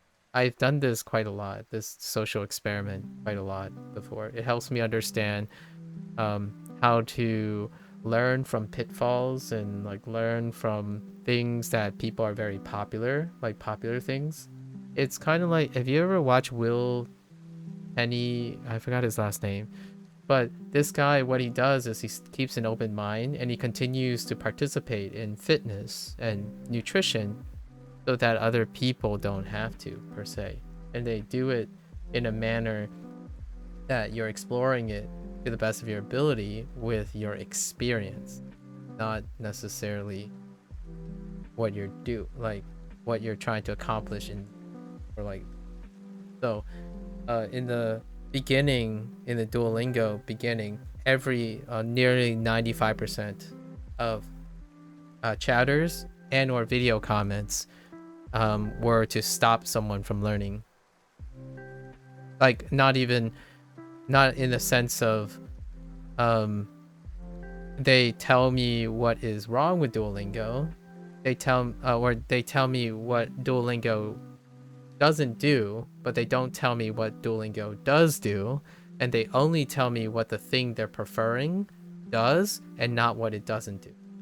So for me, it's been a very, very long journey with an interesting experience regarding the analytical ability and the problem-solving ability of people who like to participate in that cyberbullying. So to me, I constitute that as harassment and cyberbullying. However, I can learn a lot from it. So I do it openly. I try to be as respectful. I did respond to that person. I told them that if you want to continue to sound condescending, I would retort that the way you use your English requires some real world immersion, because if you're going to approach someone and offer advice, and that's the type of English you use, you will largely be alone and also be incredibly antagonistic towards most people, and your advice will not be very valuable because people will not listen to you, in my opinion. And the irony here is, while I may lack in experience in natural Japanese or real talk, I know how to talk to people with courtesy and politeness, even if I can't command a target language. That's what I have emphasized a lot of times. I don't care how competent you are in English, Japanese, or Chinese. If you don't know how to talk to another person, it doesn't matter, to me at least, that you have infinite knowledge. Your concern is not about my welfare, and nor are you concerned about your own credibility, because I certainly wouldn't go and trust someone who is absolutely condescending to me. And I have been told in response by a lot of these people that I'm not that important, right? The response would be like, oh, don't flatter yourself. I'm only here because I want to help you. You're not that important. And I'm like, well, then why are you even here spending your time trying to condescend me? Does it make you feel better or something? Like, you've confirmed that you're here for yourself then. Like, if I'm not that important, why waste your breath on someone who continues to use Duolingo and then phrase everything in a manner that makes me a lesser person? Like, thank you, I suppose. I mean, if you're trying to be constructive, learn to use English in a manner that doesn't sound like you learned Japanese at all. Because the last time I think of all the things, of all the languages you choose to pick, of all the culture you want to understand, Japanese, I'm not Japanese, but I certainly understand what a face culture is. And the way that person talks to me, actually the way the 90% of early day Japanese language learners have talked to me, the way they talk is so disrespectful. It's almost ironic that the culture that they like and the language that they like is Japan. Like, it is absolutely baffling how disrespectful that is. And the irony here is they like aspects of the Japanese culture, like the work ethic, right? The hardcoreness, maybe anime and manga and whatnot, but they lose the core of what makes Japanese Japanese, in my opinion. Like face culture, decorum, politefulness. Like, you go on and you say things like that, and a Japanese person, while maybe as polite as possible, I was trying to be incredibly direct. Like, you need to consider the idea that what you're saying is incredibly disrespectful, and if you want someone to listen to, or you want to continue doing it, by all means, it's your prerogative. However, don't expect me to share a mutual respect, right? And this is a public space, so what you say, it's there. Don't come at me and say to remove this stuff in the future. You mentioned it. It's you. And it doesn't help that your avatar and your appearance and your identity is available. So it might not be your real identity. That's the nature of it. I really love the Japanese culture, and boy howdy, there's something to be said about someone going around guised as someone who knows Japanese and understand their culture and behave like that. Yeah, that person has a Pepe profile pic. So, it's very disappointing. I don't think it's like aggravating or anything. It's a very common thing. I broke this down in my like 30-day review. I mean, my 50-day review and my 25-day review. The first experience I had was immediately, for anyone who's learning Japanese, you don't want to reveal publicly that you're learning Japanese. Honestly, I don't even think it's strictly to Duolingo. Any form of Japanese. Like, what I mean is, whatever you decide to use, if you want to share how much you like about learning Japanese, Duolingo is exceptionally terrible as a talking topic and whatnot. Duolingo anything actually is. However, whenever this changes to Chinese, Duolingo Chinese, I'm gonna tell you now, from day one, I had so far 0 interactions. Well, actually, I take it back. Maybe like 1 interaction, 1 video comment that said, that asked, like kind of implied that maybe I should try something else, or like maybe there are other things because they're not sure if it works or not, or they don't have a poor experience with it.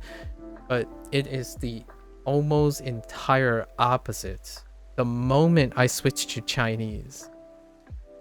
And that is crazy. I didn't want to believe it. I don't know if you knew in the language learning, the greater online language community, but there is a very real division, like a very characteristic pre-selection behavior that I didn't want to believe because I didn't start Chinese yet, right? I was reading and I was thinking, this can't be like unique. I wanted to say maybe it's because I'm starting, you know, like I'm a newbie, right? That's what the internet does. People who go around needing to make themselves feel better, they go and attack the weakest person, like the person that's starting and having fun, and then the goal is to be toxic in order to make them have less fun, right? And show how good you are. Nope, it was not the case. I started Chinese 100 days in. Now, maybe a half unintended offensive comment. And that's it. Like, I even had conversations in Chinese because neither of us have a common language. Like, and in Japanese, the only Japanese I used was because someone was condescending to me. Like what I mean is the typing experience. Like, Oniyaman, the person that I was talking to on Twitch, is entirely different. Like, actually, most of my interactions with people who prefer to type in Japanese and talk in Japanese are fantastic.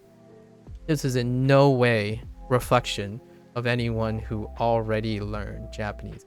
In fact, I want to go on a record to say that the people who have learned a very long time in Japanese or have relations with someone else who is of not their same common language, they are far more, they're still here. I love talking to them, and I soak up their information. Like, when they talk about things, it's very welcoming, you know, helpful, it's warm, it's encouraging, it's almost understanding to the point where they ask, like, hey, sorry to distract, like, I'll let you get to your thing now, because they are learners that didn't let cynicism take place. The online Japanese learning community is uniquely toxic, super toxic. Yeah, super ironic. Yeah, it happens, and I understand it though. So before anyone like cries me a river or something like that, I'm not bleeding. I don't have any bleeding hearts for this. I'm not like a weak person. I already know where I was getting into when I started using Duolingo. My goal in using Duolingo is to talk about Duolingo's role and experience in language learning. It's part of a social experiment. What is it like, and how a Duolingo user is being depicted and used and portrayed while learning a language. It's part of the experience. Lots of people use Duolingo, and that is a social experiment. I want to know what it is like, and if I use it differently, which I clearly end up using it differently. However, it allows me to get an idea, right? Do you like language learning, or do you like Japanese? Because in my opinion, there's a difference. I like learning languages. How you learn language is part of language learning. So if you never use Duolingo, then you never learned using Duolingo. If you never learned, if you use Duolingo and never learned anything, then you never learned using Duolingo. That's fair enough. Like, I'll take your word for it. Learning is multifaceted. And yet I still get the condescension where like, oh, you're not learning real things, so you're wasting your time. You're not learning real things. And when you're on the internet and you read about how to become a Olympian runner, you're not learning real things. I could say the same thing. Experiences are not substituted by knowledge. They are complementary. They are supplementary to each other. So if you come at me, just for the record, it was so hard for me to understand the early criticisms of people because I was using a Duolingo version that was different. Oh, we talked about this, human being. You mentioned the comment about the kanji section, right? And I didn't understand that. Early on, a lot of people said like, oh yeah, Duolingo doesn't even tell you what kanji is. Like, they don't even have like, and they didn't teach you hirakana or katakana at all. Like, there's like no way of you knowing. You had to learn them outside. And I'm like sitting here in my first day, I'm like, wait, so I don't understand. Can you explain to me then what the heck am I doing? Like, I don't know. Is this like, I was genuinely curious. I'm like, is this like a different kana?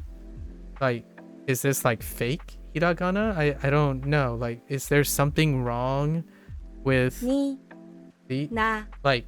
And then people say, well, the pronunciation's bad. It's like, oh, okay. I mean, I can't help that, I suppose. Like, like,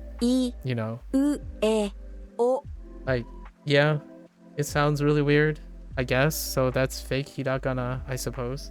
And then and then the other comment was like, oh yeah, Duolingo has 0 kanji. You don't learn any kanji at all. Like, you don't learn to write kanji, you don't know how to read kanji. That's not part of it. And my first thought was, wow, they must have improved a lot, because I can't understand that either. Like, I don't understand. If I learn this one character, if there's any character I can learn, if I learn watashi, then isn't that a kanji, or is this fake kanji? I can tell you though, I got an opportunity. I had a meal with my parents today, and I talked about I told them what I was doing recently about like Chinese, and I showed them how I was reading Mandarin and whatnot, because some days in the future we're gonna go visit China, right? And they were fine with it. In fact, we kind of talked about Fujianese for a bit too. So, how do I say sorry but not sorry in 40 minutes? Record, rewind, 40 minutes. Sorry, not sorry. I think there's a difference between being self-delusional and saying that you can't learn anything from anything because of your own hubris. And there's a difference between not being effective. I'm like, okay, well, I can definitely hear all the rational people who say, oh, there are things they can't do. And I agree. Even if they don't ever tell me what they think Duolingo can do, I am going to say those things. I'm going to say what Duolingo can and cannot do, and I will eventually do those things too. I will eventually go and immerse in real things. What are those real things? I don't even know. And hear me out here. The next thing I do, someone is going to tell me that I'm learning Japanese incorrectly and I should stop doing it. Or the Japanese is too easy, you're only making it worse. And I've already gotten that a couple of times when I played Japanese video games. Like, learning Japanese video game. So, it's going to keep happening. I don't know if you know human being, but I've been doing this for over 6 years. It hasn't changed from day one. I am a person who will constantly be out of my element, and I will constantly be a person who talks to myself, maybe some people who are interested of the thought process, and then one day, 3 months down the line or something, someone will notice like, oh hey, you're busy, like you've improved, and I'm like, oh thank you, and then that's about it. That's as much. Yeah, I've been streaming on Twitch for over 6 years. If you're in the business of making edited videos, it would be interesting to see a video about your thoughts on Duolingo, pros and cons, etc. I have made a summary, but I summarize as I go about the pros and cons. Because it's almost impossible, or it's nearly impossible for me to say the pros and cons without finishing the product, if you know what I mean. I'm not a early impressions kind of person, but I have I don't know exactly the dates. I don't know exactly the dates. However, any video in the series, if there's like a big block with like lots of scribble on it, it's usually close to day 50, 25, 50, 75, 100 for Japanese. And then it was 125, 150, and then 200. So there's a video where it's just me with a big block of text. I summarize things as I go, my thoughts. And then maybe one day, which I'm gonna be real, in order to complete this Japanese course, the way I'm going, it's gonna be another like 8 months. So perhaps one day I could make a summary without editing anything. It's still gonna be a very long summary, because how do you justify summarizing approximately 1.5 years of experiences at the level, at this depth? Well, I could try to make a 4-hour video in which I prep it and write it and edit it and then speak it, and maybe it is down the line for sure. Yeah. How do you summarize 6 years of Twitch as a variety learning streamer? I met some really wonderful people. They come and go. Every time I switch to a new topic that I have to learn, they leave. And that's it. And I start over. I start over nearly every time I pick something new up. And the people go on and explore and do their thing. I have one or two, maybe a few couple people who are learning, living their lives, and occasionally they check up. That's pretty cool. And that's what it's like to be someone who's constantly learning and not constantly someone who's very good at something. I wouldn't mind sitting here. Some things that are very viral, I'm just saying, like some things that people enjoyed from time to time that said, hey, you can make this your thing, is critiquing people's critical thinking skills. So like take the comment, for example, that comment string from Mr. Anonymous who has a stick up their butt, I suppose. And if I were to critique and analyze and break down the conversation strings that I would use in order to maybe sound a little bit more professionally adequate and like deducing what this person is trying to imply, that type of thing is apparently very provocative. However, it's also antagonistic, and I don't prefer to use any form of my skills to promote a negative space. So it would be very mutually beneficial if that person leaves me alone and I leave them alone. So I will refrain from doing that type of thing. However, I spent many of those years, actually most of my life, working on how to be effective in communication, whether it involves burning bridges or not. Yeah, that's why I stream. And that's why I like learning languages. Creates new experiences. Currently, what are the experiences? I think it's become less toxic in Japanese. The reason why it's become less toxic is I know how to respond to it. So when someone says, do you only use Duolingo? My answer is no. Because it's true now. I don't only use Duolingo.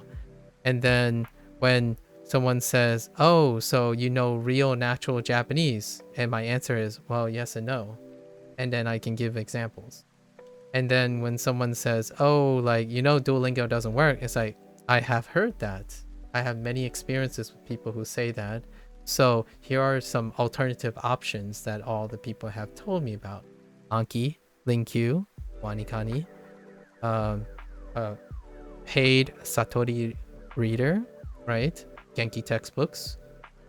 Minna, right? Minna no Nihongo text series. There are plenty of other things that I cannot speak for. However, due to my cumulative knowledge and experience, the knowledge part, not wisdom, I have no experience with these products. The idea is this is how the internet works.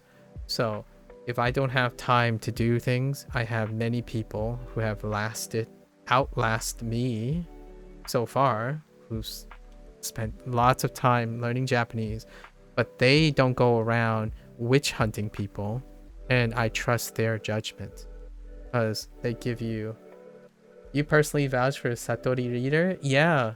So it's a paid program, and I also can't stream it. I think it's pretty clear that Satori Reader does not let you stream it. However, Lotus really likes Satori Reader as well. Streaming it would probably be illegal. Yeah, it's proprietary. And I even there was a chance if you emailed like people at Tofuku, like for Wanikani, there was a chance they would say okay. I haven't really made like an earnest attempt for that. So we have to keep in mind that I want to learn publicly. I want to show that language learning is a lot of fun and really cool and enjoyable no matter what it is. Plus, streaming yourself reading probably wouldn't make for good content. You'd be surprised. I want to practice voice acting. So before this, I read narrative games. Like I largely played narrative games, and I provide commentary on the stories. So like where the story may go, plot developments, my impressions of characterization. So if I was reading a Satori Reader, I would provide commentary. The way I provide commentary was story related. And it's not for everyone. It's still not great content, just for the record. People don't like to hear someone share their story if they're not invested in the streamer. But if you look in my YouTube channel, a large majority of the games are story games outside of like deck builders. And even then, when I read the dialogue, I read all the dialogue out loud. Every single one. And when provided my voice isn't dead. So I read all the dialogue. Every single line. In fact, one of the games that I really want to read in different languages is Disco Elysium. I have Disco Elysium, but I am not prepared to really, really give Disco Elysium a go. I absolutely love reading out loud for people. I mean, I wanted to be a teacher. If there's anything you read out loud, is probably reading things you wrote or other things that people wrote.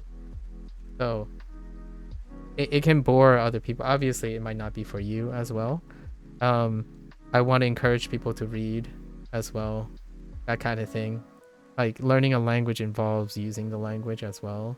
So that's what I'm going to do in the future, actually. I'm actually going to read video games out loud and learn from them while also providing commentary. I think the closest thing to reading that stuff is probably going to be either Persona or a Persona Legacy run, like the Persona games series, or a Final Fantasy. Using video games sound perfect. Yeah, like it's wonderful, and I can't do it yet because I don't know the language enough. And I wanted to read bilingual books. I've heard Persona is uniquely good or on language learning. Yeah, so is Like a Dragon. One of my latest projects, the reason why I started Japanese learning, by the way, and Chinese learning, is because Like a Dragon is tri-dubbed. The latest title is tri-dubbed. Triple dubbed. English, Japanese, and Chinese. And more recently, a little bit back, it was in English and Japanese. Right, and it's always been in Japanese, and all the slice of life stuff is incredibly grounded, and it takes place in everyday life. So is Persona, and they're both properties of Sega, by the way. So Sega owns the modernization, the contemporary Japanese games, regardless of the fantasy. Like if you're used to like Maho and magic and stuff, they still have a slice of life component. And I highly recommend anyone, in my opinion, I don't even know Japanese enough, but if you can be okay with the fantasy, like the paranormal setting of Persona, or the organized crime kind of situation in Like a Dragon, those games are ways, and I'm going to play them again. And that's what I'm looking forward to. I'm also gonna try to read bilingual books. Like bilingual books of books that I would love to have read and want other people to read. And of course, that is a little sketchy, as in I have to make sure that the bilingual books are, legally streamable. Because I won't largely just be reading them. I will be providing commentary. Like I want people to engage in reading in their target language actively. I prefer not to hear people say, I'm reading for the sake of reading and mining vocabulary. In my opinion, I would love to hear people say, I'm reading because I find this book interesting, and as a result, I'm learning the language. So unlike that person, one last time, that have no interest in me, whatever advice or commentary that they have has very little bearing on my well-being. So any advice goes out the window if they have no consideration for my well-being. That's kind of the reverse when it comes to language. If you really truly want to learn real language for yourself, and real language and using real language, then start by understanding people. And I've met plenty of wonderful Japanese people, even though they know I'm using Duolingo. If you stream yourself reading any of the 4 classic novels, you'll watch it. I am. You know what the first novel that I want to read? Human Being. I kid you not. It's Journey to the West. Black Myth Wukong. Like, I watched so much Black Myth Wukong. I also watch so much like Black Myth Wukong coverage lately. I'm an absolute fanboy for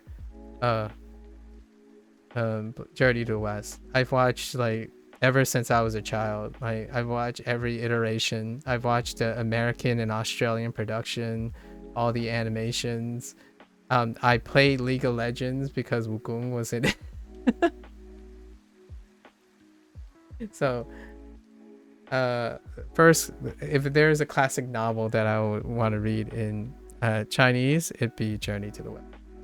At least Journey to the West, and I want to read it as well. And maybe Sun Tzu, the art of war. Maybe I don't know if I'll ever get to a level where I could even comprehend it, but that is kind of interesting. It's not necessarily a novel, but it's classic Chinese literature. So anyways, thank you for mentioning the classic novel thing. And it's a wonderful question. I actually think you offered me the opportunity. I like when people ask questions that offer me the opportunity. Say it. I've said this multiple times. I say it all the time. I have no problems. Water Margin was particularly influential on Japanese literature. Interesting. I want to read some classic Japanese literature. I think when it comes to legalities, right? If someone is translating the things and like doing the things, if I can get a clearance on, finding out what their legalities are with the book and a publisher, maybe I can negotiate classic literature. Otherwise, it's going to the public domain stuff. And Journey to the West is, I'm pretty sure, is okay due to its status, right? And I don't know about Water Margin, but it sounds like something that would be under that. It's kind of like listening to classical music, right? If you listen to vanilla classical music, which I'm a classically trained where I'm a classic music violinist back in the day, I don't mind listening to classic music. The public domain version of classical music, right? And that's where I'm heading. And then video games, of course. I would love to be... Here's like a really crazy dream, I suppose, right now. I'm kind of getting a little dreamy and ambitious now, because I'm thinking this thing can actually work out. I would love in 4 or 5 years to be a representative of Sega, as in what I mean as a collaborator with Sega for their Japanese games. Like, what I mean is just someone who is a secondary Japanese speaker who is communicating and bridging Japanese and English in the advertisements and influence of their game, especially Persona and Like a Dragon. And for Chinese, game science. Come on. Although, United States and Chinese relations are kind of a little at a fever pitch right now, so let's not go into that. However, thanks to game science, there's going to be a trend for Chinese high budget games. You kind of have dreams of being a translator, but I don't know if I'll ever be good enough for that. I see. Like a strict translator? I do have somewhat of a side dream of being an interpreter. Like an interpreter, like a commentary interpreter. Like, the guy where you sit there and they would say a lot of things, and I'm like, oh, I know how to make you sound cool. You know what I mean? Like, whenever my parents say things, like, I don't know if you ever watched these skits about multi-language. When someone says like, yeah, this is cool, and then like how the like my mother is trying to elicit something, right? Like she's trying to say, oh, have a nice day and stuff, but if you literally translate it, it's gonna come out lost in translation. Like it's gonna have a weird thing. So interpretation is a way like, okay, I know this language enough to understand that if I had to interpret it, this is the feeling that I'm gonna get. So it's not like a translation, but a interpretation of what is going on. And I've been doing this I just did this morning with my parents to help my mother get her driver's license renewed.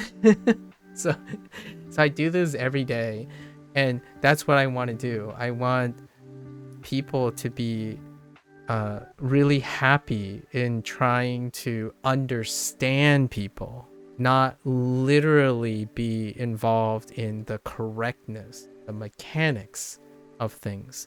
I think being mechanically hyper focused, it makes you into that condescending person. Like, oh, you don't even know Tay form right now. Well, you should have learned it in the first month, because if you didn't learn it in the first month, you're garbage. Do you know why you're garbage? Because Duolingo didn't teach you in the first month. So that's why it's garbage. And then because you are using something that's garbage, you are garbage. So I'm going to talk to you like garbage. That's my experience the first like 100 days. And they come here and do the thing. We do the tango, right? We dance the tango and take some jabs back and forth, and I never hear from them again. And then every once in a while, after 100 days, they come back to check if I'm still not speaking natural Japanese and stuff. And I'm like, yeah, he still sucks. Good. Off you go. And then they come back again, and it's like, oh, this guy, he still sucks. I'm right. Great. That's awesome. Leave a nasty comment and then go off again. It's like, all right, cool. Whatever gets them going, I suppose. And meanwhile, you know, I'm smiling, having fun, and I don't know what they want from me. Did they want me to like be crying or something? I don't know. Or something along the lines of being a diplomat. Oh, is that foreseeable in your future? I don't know. I'm sorry, human being. The last time I asked someone about their professional background, they said it was very sensitive. Are you like someone who's becoming a professional or seeking to become a professional soon, or you're like pivoting and all that stuff? Like, I don't know the context of your like life experience, if it's not too personal. Those people have unrealistic standards. You're 22. You have so much youth and life ahead of you. I know this is gonna sound unnecessarily flattering, but for a 22-year-old who's on YouTube watching a random guy using Japanese learning Duolingo, you certainly have the maturity of someone who can be a diplomat. I have, like, real talk. If you are online and you're used to consuming online content, and your demeanor in the way you talk is still not influenced by the hard-coded algorithm of echo chamber and selective bias, then I would say you may be very well balanced to be someone who's in a professional leadership position. Like, you know, teaching, diplomacy, negotiations, politics, that kind of thing. I think it takes very special, it takes a very specific type of personality and appropriateness at a young age, really, to cultivate that type of skill. I thought of myself as someone who might be able to do that, but I fear and absolutely disgust myself in the unrelenting responsibilities that would involve being a leader.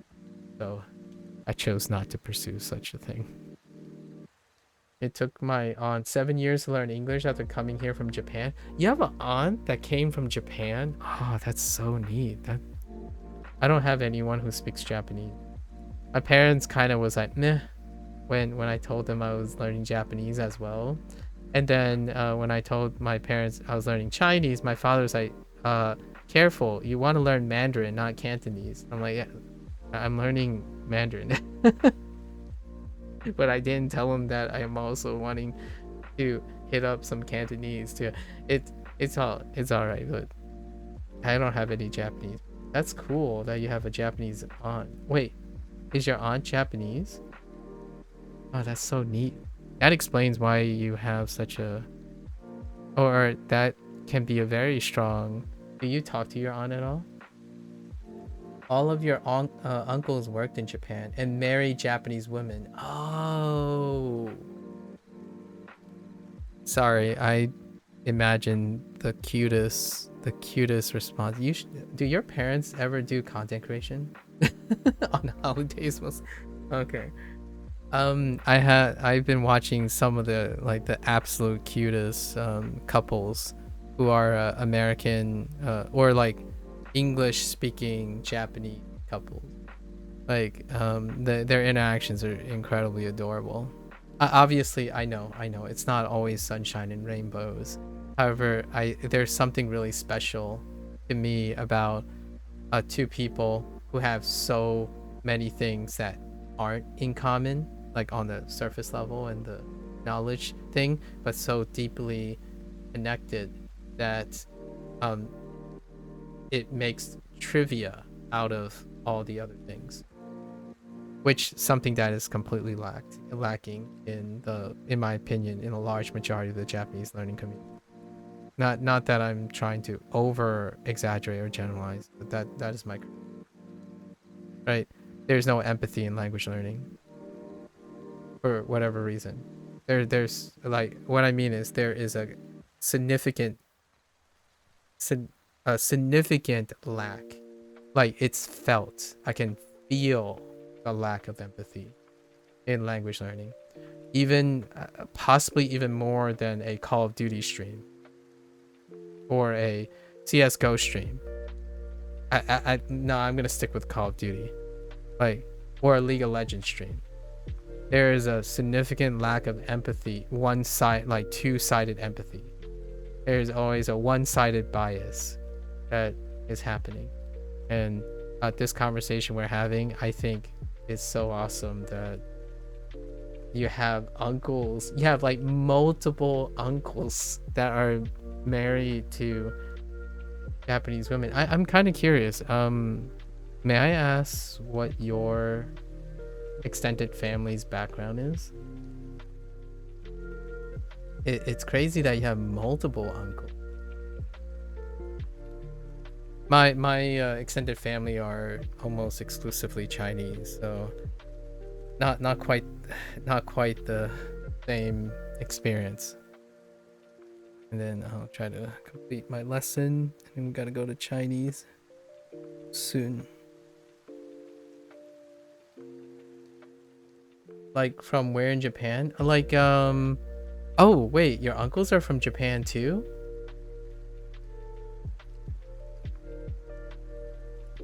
Oh, okay.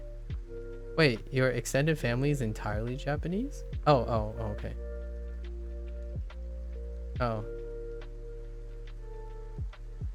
Oh, sorry. I was wondering where your uncles are from, because you specifically said all your uncles worked in Japan, so they're from somewhere else. So I wanted to know, like, what kind of cultural interaction. I wanted to get an idea of what type of cultural interaction your uncles have with Japanese. Texas?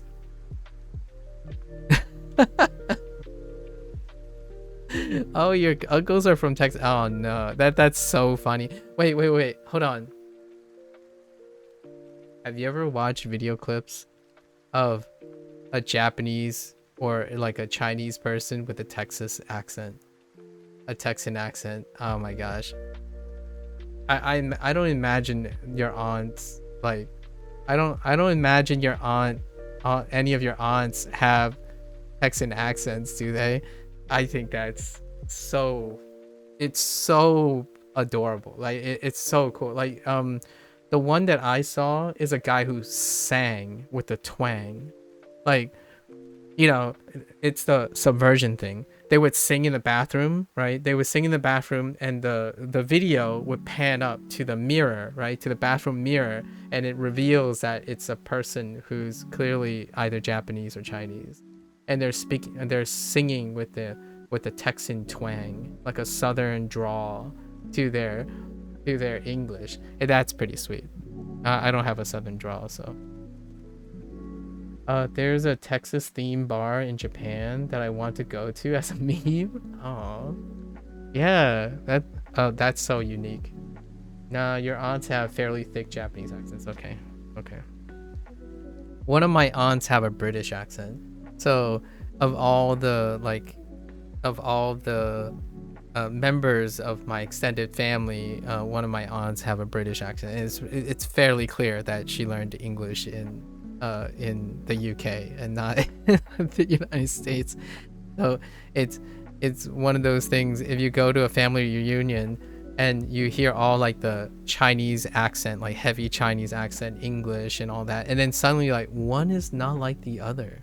You got your second gens over there, you got your first gens over there, and what the heck happened here? Because my aunt, right, my father's generation is very big. It's 6 or 7, and one of them is not like the other. I think that's cool. Sorry. Thank you for sharing, by the way. I really appreciate it. That's so neat. Like it goes without talking, not biased at all, but it really okay, I don't want to sound too generalizing here. However, it shows in your mannerism that you have interacted with someone who, like, you've been in a situation where there's multiculturalism happening. Japanese and Texas are pretty rare combination. I know, right? Like historically and everything. So what I mean by that is I don't think it's a coincidence, in my opinion, that I find you so agreeable. And I would say that like having the idea of diplomacy, like diplomatic type of situations and communication, it really is pre-selected very strongly behind like being in a position of multiculturalism.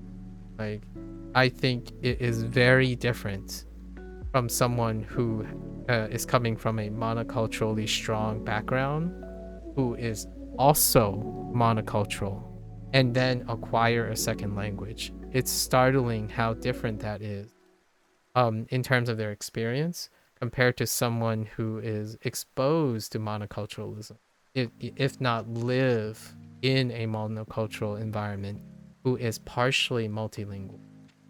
And those get closer, like the feelings and the considerations and closer. Majority of the people you knew in school were Hispanic. Okay, so you were right. Yeah, that's cool. The majority of the people that were in my school were white or black. Like, I'm saying this as the most straight and serious nature as I can. When my family was starting up, we were in a very low socioeconomic place. So I was the only Asian kid in pretty much an entirely black school, and you can use your imagination on how that worked out. And then we moved, and I was one of maybe possibly 2 visibly Asian people in the white suburbs. I did not go to school in a Chinese hub in a Chinese immigration hub like New York City. So my properness and perhaps some command of American English in terms of like negotiation and being subtle and subtextual in terms of conversing with other Americans often came from the idea that at home I must understand the culture that my parents come from, and then everywhere else I have to adapt to various other types of culture. So I felt that I wanted to be one of everyone. So I got an opportunity to be that. And like yourself, you said the majority of the people you knew in school were Hispanic. So as a role reversal, the majority of the people I know around me were third or fourth generation, like white European, however you want to say, of European descent. A lot more like Irish and German. So even though they're multi-generational, right? They're multi-gen. Yeah, and I absolutely love Southern. I, I, I, up to this day, I still want to make a Southern friend. So you are, in fact, that actually, Blair is from the South too.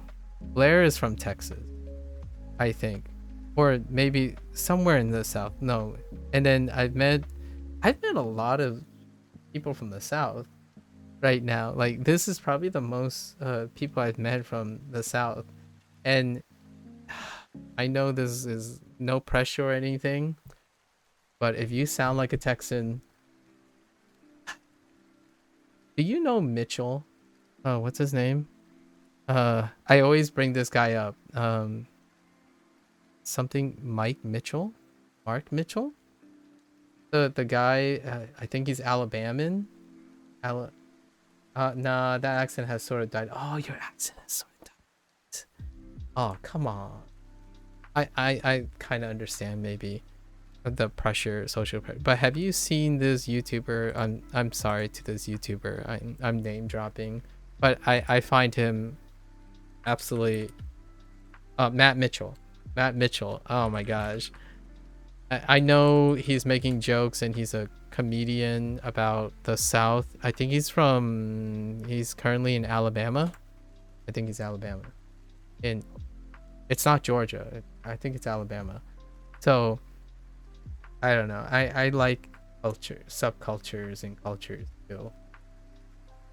Something about the allure and attraction of not talking about your own culture. I don't think anyone has been particularly interested. However, I'm all up in the business of other people's cultures. And Southern culture, I haven't ever traveled to the South. I think the most Southern that I've ever went, ironically, is the least probably Southern in the sense of the word Southern. The most South I've ever been was San Diego. I know, since you're from, I imagine you're from Texas, possibly, or like have been from Texas. I imagine you know what I mean by it's the most southern that I've ever been, and it's really southern, like really south, like geographically, but it's the least southern based on the generalization of American Southern. And that says like I didn't, when I was walking around, yeah, everyone spoke the like, where? San Diego, California. So everyone spoke like West Coast Californian and or Spanish. They all have like the Spanish accent and like Latina, like Central American accent, and West Coast, you know, LA and like that kind of thing. Yeah, no, it's not. You don't even think of it as a South. Yeah, exactly. That's the joke, right? I've been really, really South by sheer coincidence in the United States, like geographically South, but it is probably the least South that is South, if you know what I mean. Like I haven't ever been to Texas and Alabama, Louisiana, Georgia, Mississippi, right? It's like the least south that isn't the south that we're talking about now, and that's kind of funny. I think it's really funny. I think the most southern thing I can tell you that I've been exposed to is I know. Like, I hope you don't get too angry. Like, I hope this is not too cringy. The most southern exposure that I've had is probably West Virginia and like Southern Virginia. But you might know what I mean. Like, that is a contentious point, but that like micro kind of like bridge between like Southern West Virginia is spiritually Southern. Yeah, exactly. So that's kind of what I mean. That's the closest. Virginia is sort of the South. Yeah, exactly. That's the closest. Oh wait, and the Carolinas don't count, right? I think I've been to North Carolina once. No, like South Carolina maybe, but probably not North. Okay, all right. That's enough distraction about the United States. Oh, they do count? Oh, interesting. I haven't met anyone with a strong Southern accent. I always wanted a okay. If someone wanted a token Asian American, I would totally be a token Asian American for them if they would be a token Southern American for me. I would totally trade. South Carolina is the deep old South? Okay. Deep South? Fair enough. Alright. That's enough celebration. Speaking of Japanese, right? Kansai accent? Nice. Oh, actually, wait, hold up. Do your aunts have regional accents? Are any of your aunts from like a different region, like Kyushu, or like much west or like north? Oh, they're all from Tokyo. Okay, so they then like come from somewhere else into Tokyo, so they all have the Kanto accent. I quite like the Kansai accent, because of going back to like a Dragon series. The Like a Dragon series deliberately had characters that had Kansai accent, so you can hear the juxtaposition between Kansai, at least Kansai and Kanto, and then occasionally there was another region, often like maybe slightly things about Okinawa and Hokkaido, things, but largely it was between the Kansai accent and the Kanto accent. They're from Tokyo, like more well-off people from Tokyo. Okay, so Kanto proper. Yeah, I always think of Kanto as like you're from the city, so you're like New York City, for example, and then you suddenly start heading south to like starting heading west and then slightly south to West Virginia, and then you have that kind of contrast. Okay. Thank you for sharing and conversing. Honestly though, you should as a selfish request, I would love it would be interesting to hear how your Texan accent would be like. May I ask, what was the thing that normalized your Texan accent? Like, what is it that you do and stuff that like kind of died off on the Texan accent? I didn't have an accent when I was growing up, so I don't really know what that's like. I mean, like, I didn't transition from an accent anywhere. Like, I lived in Maryland, for example, for quite some time, and my English did not significantly change, so I didn't like transition between anything at all. I just sound like someone from a specific state in the Northeast. Even here, the Southern accent is associated with being stupid and low class. I'm sorry to hear that. Yeah, so that's still there, huh? Yeah. Historically, that's the impression I've gotten. And obviously, I don't feel the same way. However, that is definitely something to consider. So, what have you adopted? Like a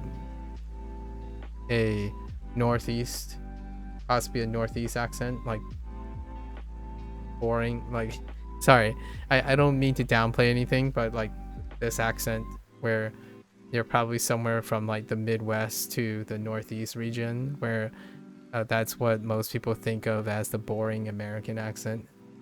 Probably something like this.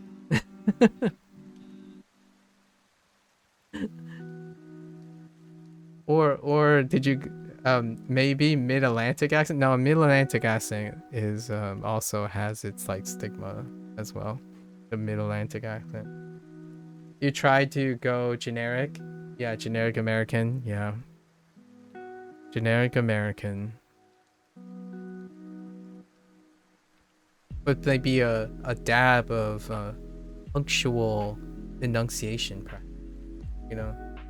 But you still sound a bit southern when you say certain words. Dog, perhaps? Sorry, when there are a lot of I watch a lot of animal videos in my life, but like Chinese, Japanese, like especially Japanese animal videos. However, when it comes to like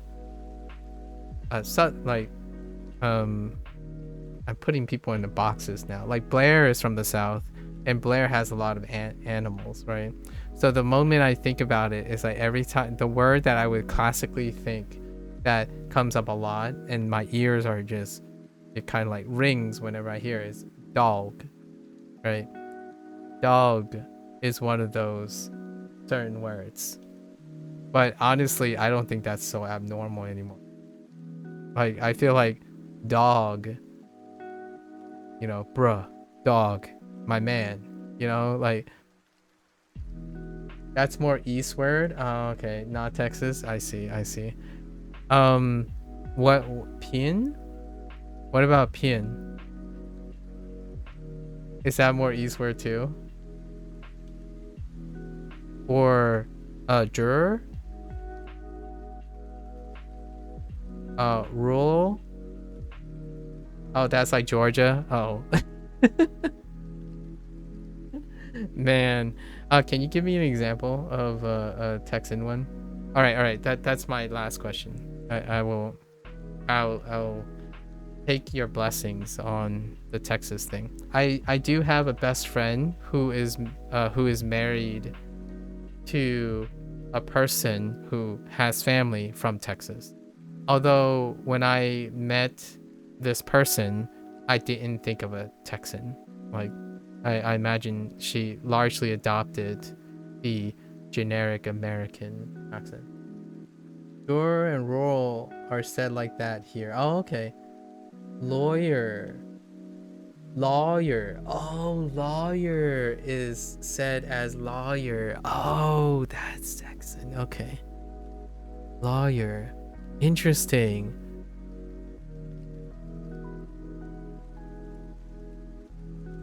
I kind of dig it. Lawyer is kind of boring. Lawyer sounds awesome. I mean, it actually kind of makes sense. Lawyer.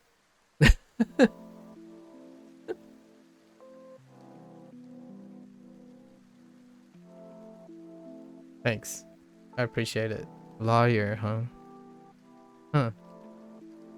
Alright. We're going back. I don't remember any of the Japanese today. That's why I know.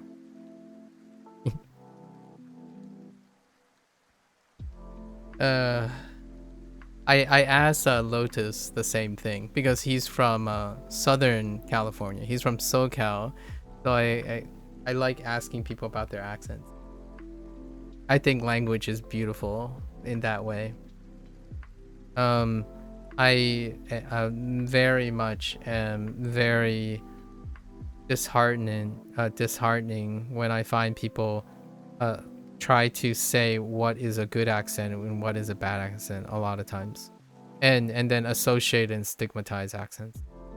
And obviously that's why I really don't resonate with the idea of like an accent can sound stupid and an accent can sound refined, largely because of the historical factor involved, and not of something that has a strong bearing on the aptitude of the person. Like, for example, one of the I have been told, or at least statistically, I don't know if it's still true nowadays, the Chinese English accent is one of the most unattractive Asian English accents out there. So like when you hear like a Japanese person, you know, a Japanese English and Korean English, they're like nice. And then you hear a Chinese English and you're like, what the pep? And I happen to be Chinese or Chinese American. I'm like, well, what do you talk, like, how do you grade my accent? And they're like, well, if I don't look at you, then you sound like a generic American boring accent. I'm like, oh, all right.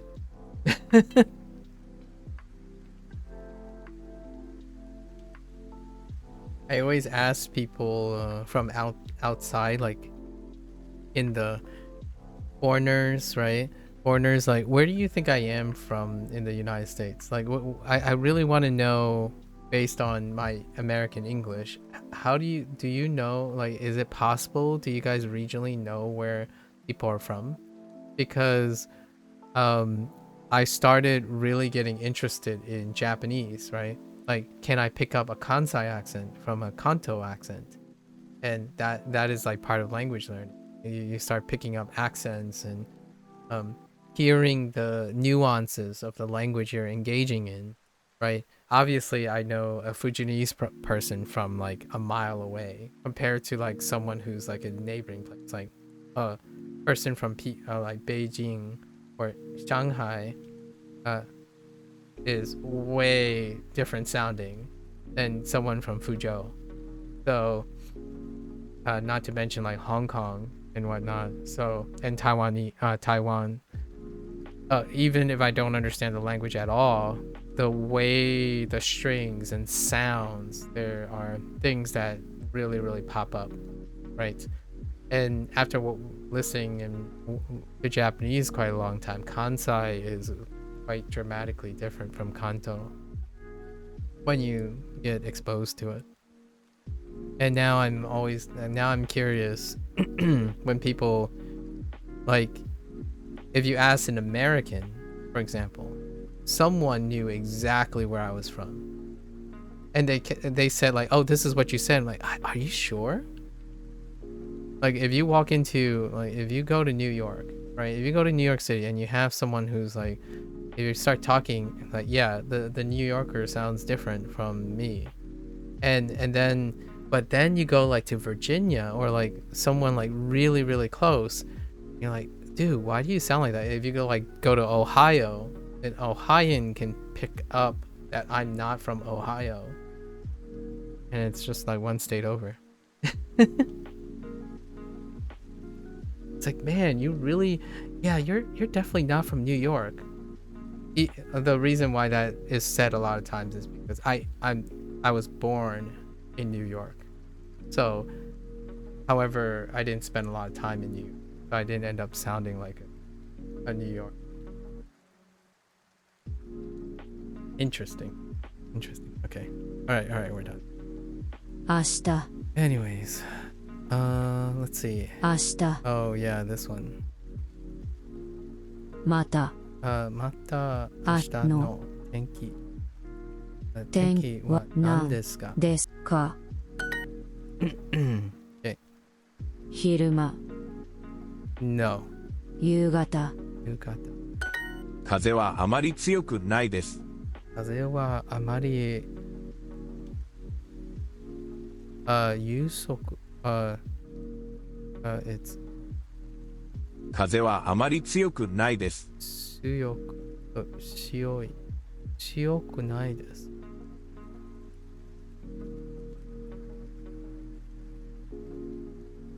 Oh.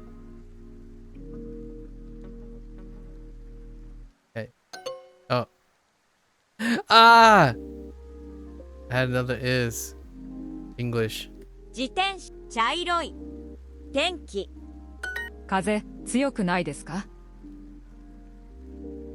風 Interesting. 風強くないですか？ Interesting.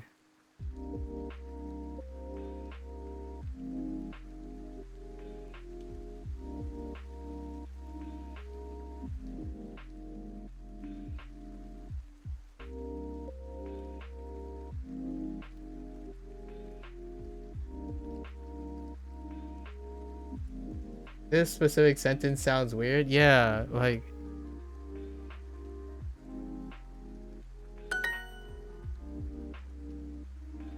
okay.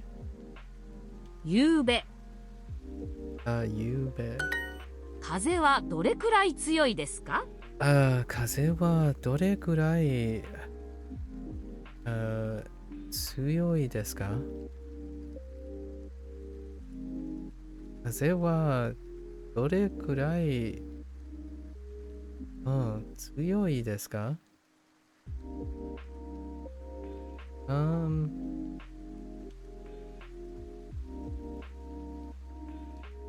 I mean, we do have どれくらい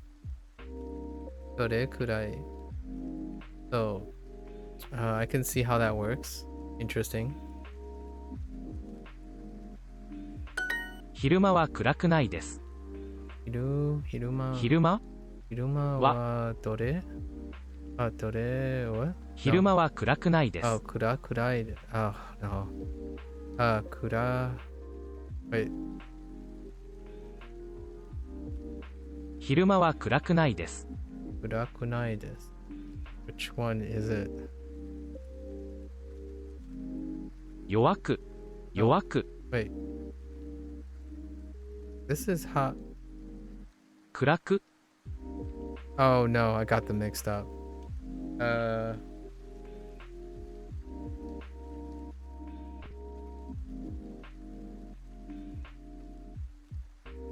We spent too long. Oh, you're right. ないです。Oh, wait.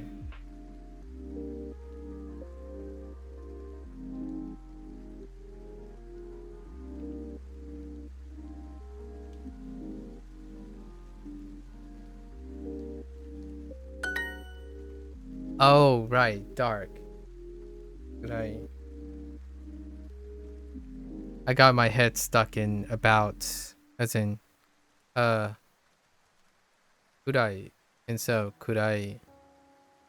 また明日の天気は何ですか？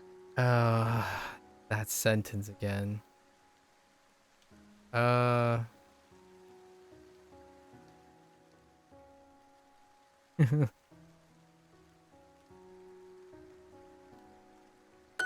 今日は風が弱くないですか？今日は風が弱くないですか？風が弱くない。Wait. 今日は風が弱くないですか？Oh yeah. Wait. 弱く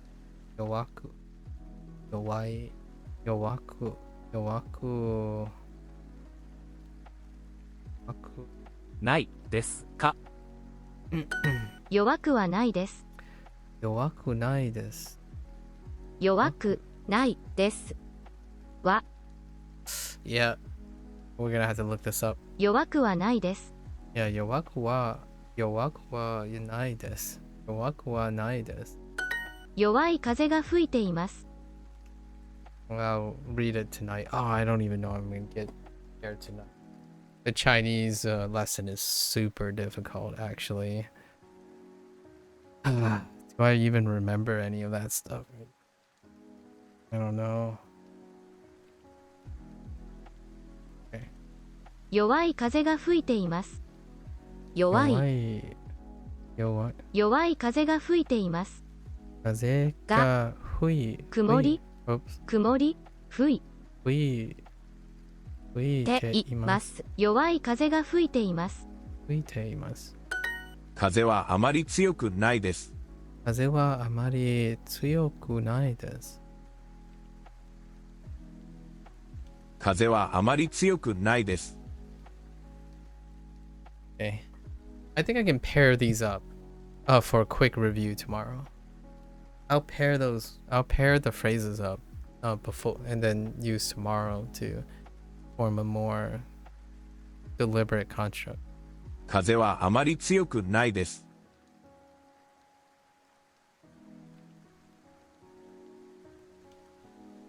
Why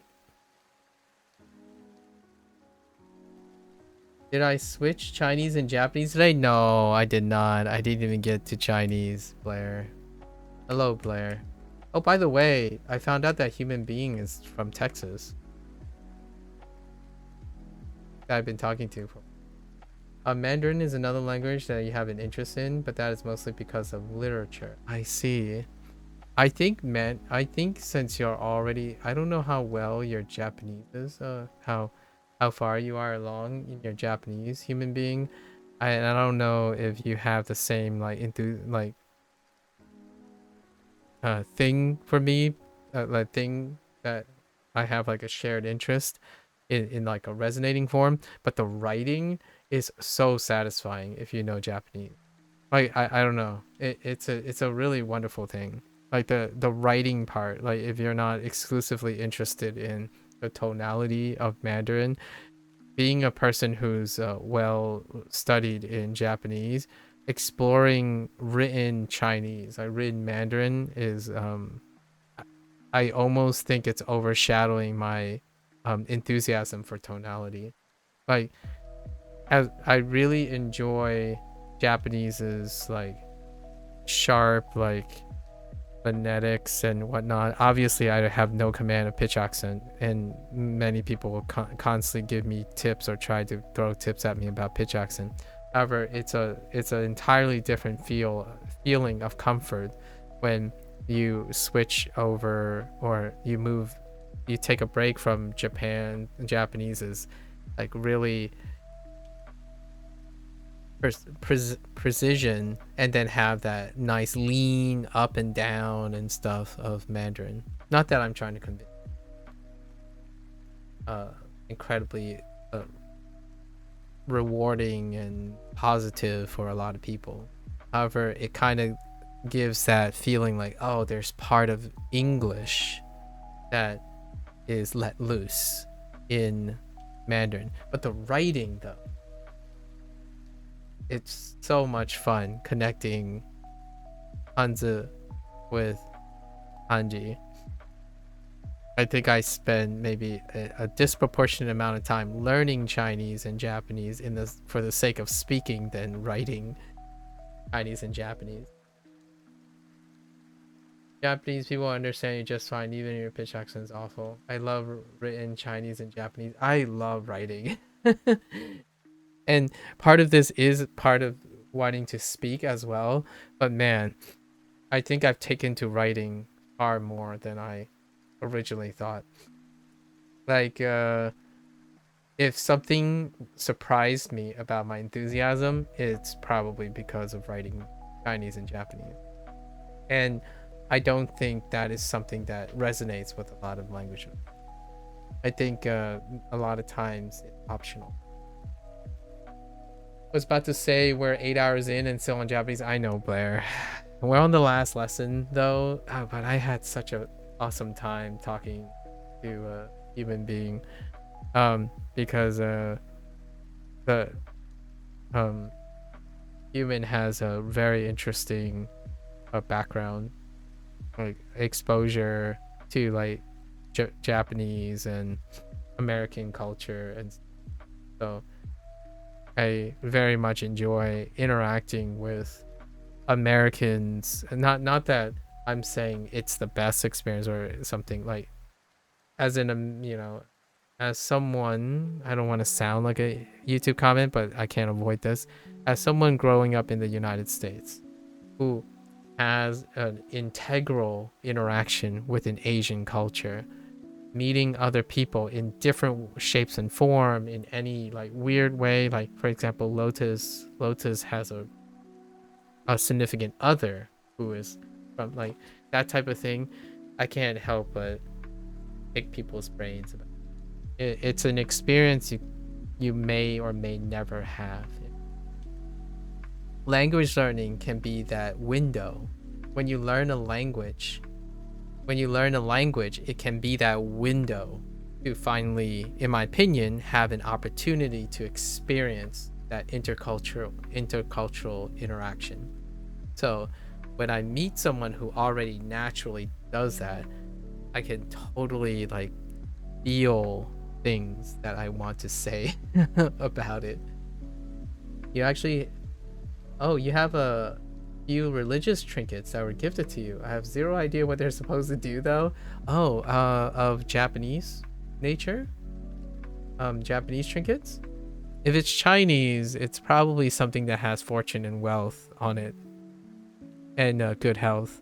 So many of the quote-unquote religious things from Chinese tend to be like very, very on the head.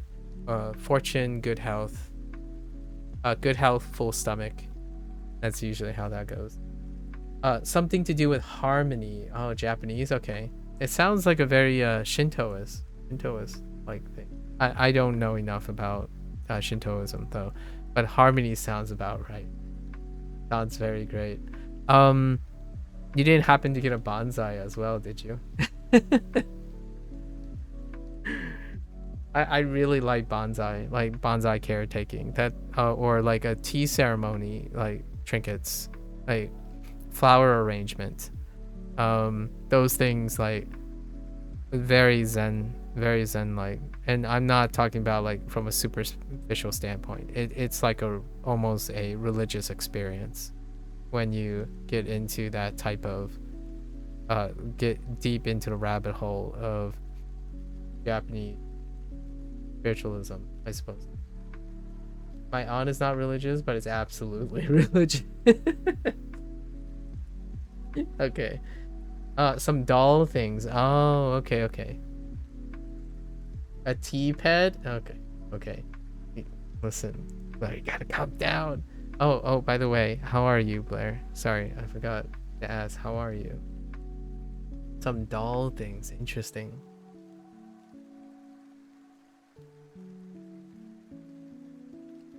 Have you asked your whoever gave it to you what it is about? It's pretty cool. The word is, oh, you know what? Here's a funny meme about Asian culture, in my opinion, or like about Chinese culture, I suppose. And it kind of translates to Japanese culture. You know how like that comment you made, your aunt is not religious, but is absolutely religious. I think oftentimes the joke is, for Asian cultures is, oh yeah, we're totally pragmatic and not spiritual. And then immediately the next thing they say is superstitious. And I think superstition is the funny meme here. Like, you know, I don't know if you've ever seen skits of in like an American interacting with Japanese or Chinese people. Like, my parents would be like, "Oh yeah, that's nonsense." Like, not, and then you do something like leave the window open. Like you do something that would evoke their superstition, like wear a color suddenly to a particular appointment, and they're like, no, you can't do that. Go and change. go and change your clothing right now. That's bad luck. And I'm like, oh, okay. Few research articles are religions in the religiousity in East Asia are a real experience to read. Yeah, like it's my parents would constantly like do the thing like, oh yeah, you know, we don't believe in that stuff. Like that stuff is weird. Like they would do like, man, Americans are weird. Like, why would they think throwing salt over your shoulders or knocking on wood would be, you know, things that you would do as a way to ward off bad luck. And then meanwhile, my parents are like, oh yeah, we should go buy some things so we can offer it to our for good luck and good fortune. I'm like, all right. It's like, oh yeah, don't forget the mooncake for lunar festival. Oh yeah, and it's your birthday. You should eat at least 2 eggs, 2 hard-boiled eggs, for good health and prosperity. And like, yeah, that's the experience. I think it's funny. It's a way to connect things, and I like how charming things are sometimes. Tired, been popping in and out, trying to mess with animation more today. Ooh, how's the animation going? Are we past the carrot thing? You want to try mooncake so bad? Is there a reason why you didn't find any mooncake? I think your husband Blair might like mooncake. Mooncake is fairly dense, but it's I think it agrees fairly well with most palates, especially southern palates. I think it might even be a little light, honestly. But mooncake is dense though. Like mooncake is definitely a dense thing.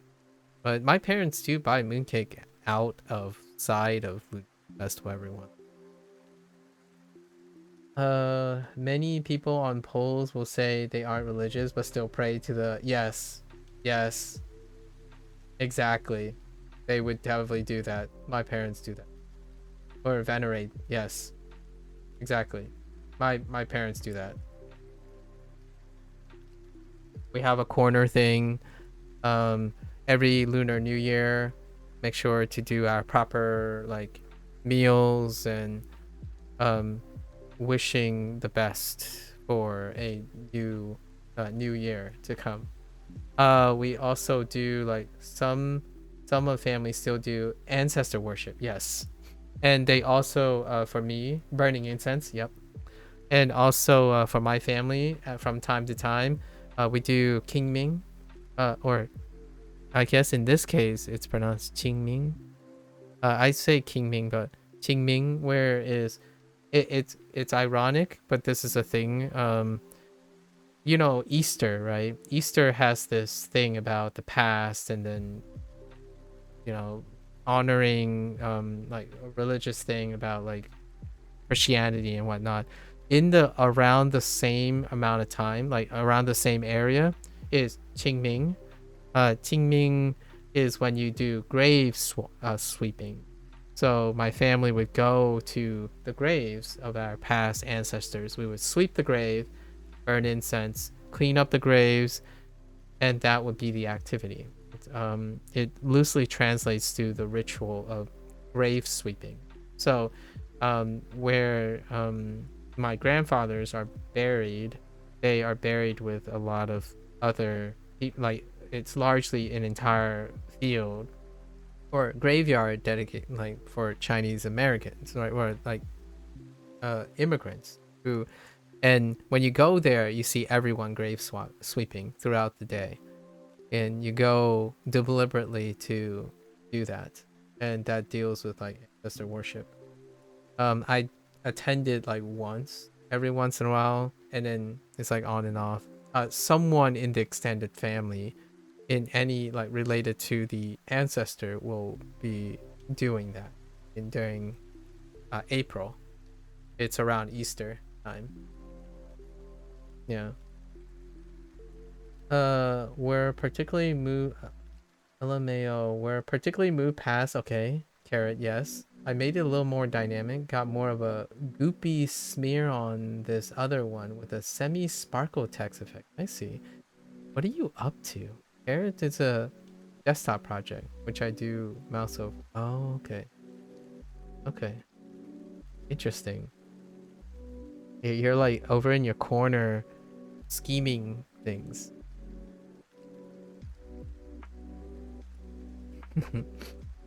I like when you said your aunt is not religious but is absolutely religious. I think that cuts really deep, especially when you have a mix of East meets West.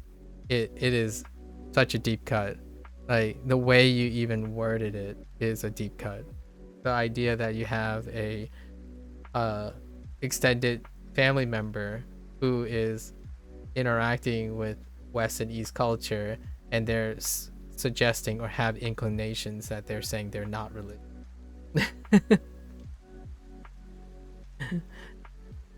Okay. All right, I got 15 minutes. We're gonna do this, and then struggle to make kanji remembrance. Tenki. Okay. 天気 Just 10. 天気。天気天気天気天気天気天気 You have a grand plan that would be worked on a step at a time. One day they will be realized. I'm looking forward to it. I'm absolutely looking forward to it. I have a grand plan too. 悪い And maybe one day we'll realize it together. Remember, we still have this like agreement that in 2 or 3 years we'll be like hybrid languaging and, you know, speaking 悪い whatever悪い target language that we are able to muster by then, you know. 悪い悪い Call it what you will, right? 悪い。 Some people might be thinking we're using 悪い fake target悪い language. I suppose so be it. That's what we talked about 悪い today.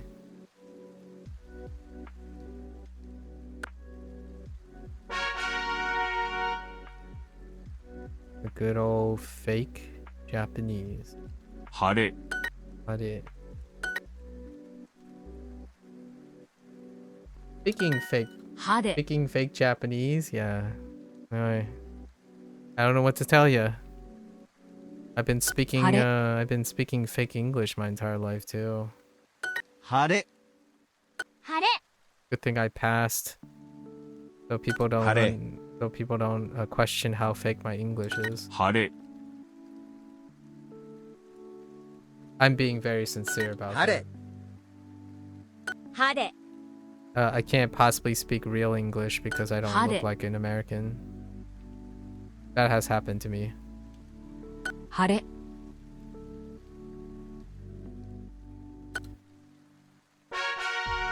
Makus are fake Chinese? Oh, come on, fictitious. You know exactly where that's coming from. That's Tenki. happened already. Denki. That's weak. Yeah. That's weak. 天気 Fake English. If this is fake, then I'm afraid what am I speaking? Yeah. Yeah. 電気電話します I had 電話します I had someone that told me I Denwa? said something, right? I said very brief. Do I still speak Fujianese fluently? I speak Fujianese with my parents no matter what.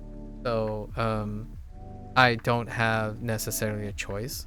So 電気 I would say yes. Comfortably, I would say yes. It would Nakayama? be nearly impossible for me to get anything done with my parents without speaking Fujianese. 天気 It has to be at least 80 to 90% in Fujianese, regardless of what English words we substituted. It would be incredibly like we would not get things done. 電気 Fake 3D object rotation for the win. Ooh. Oh, you have a modeler for your 3D objects?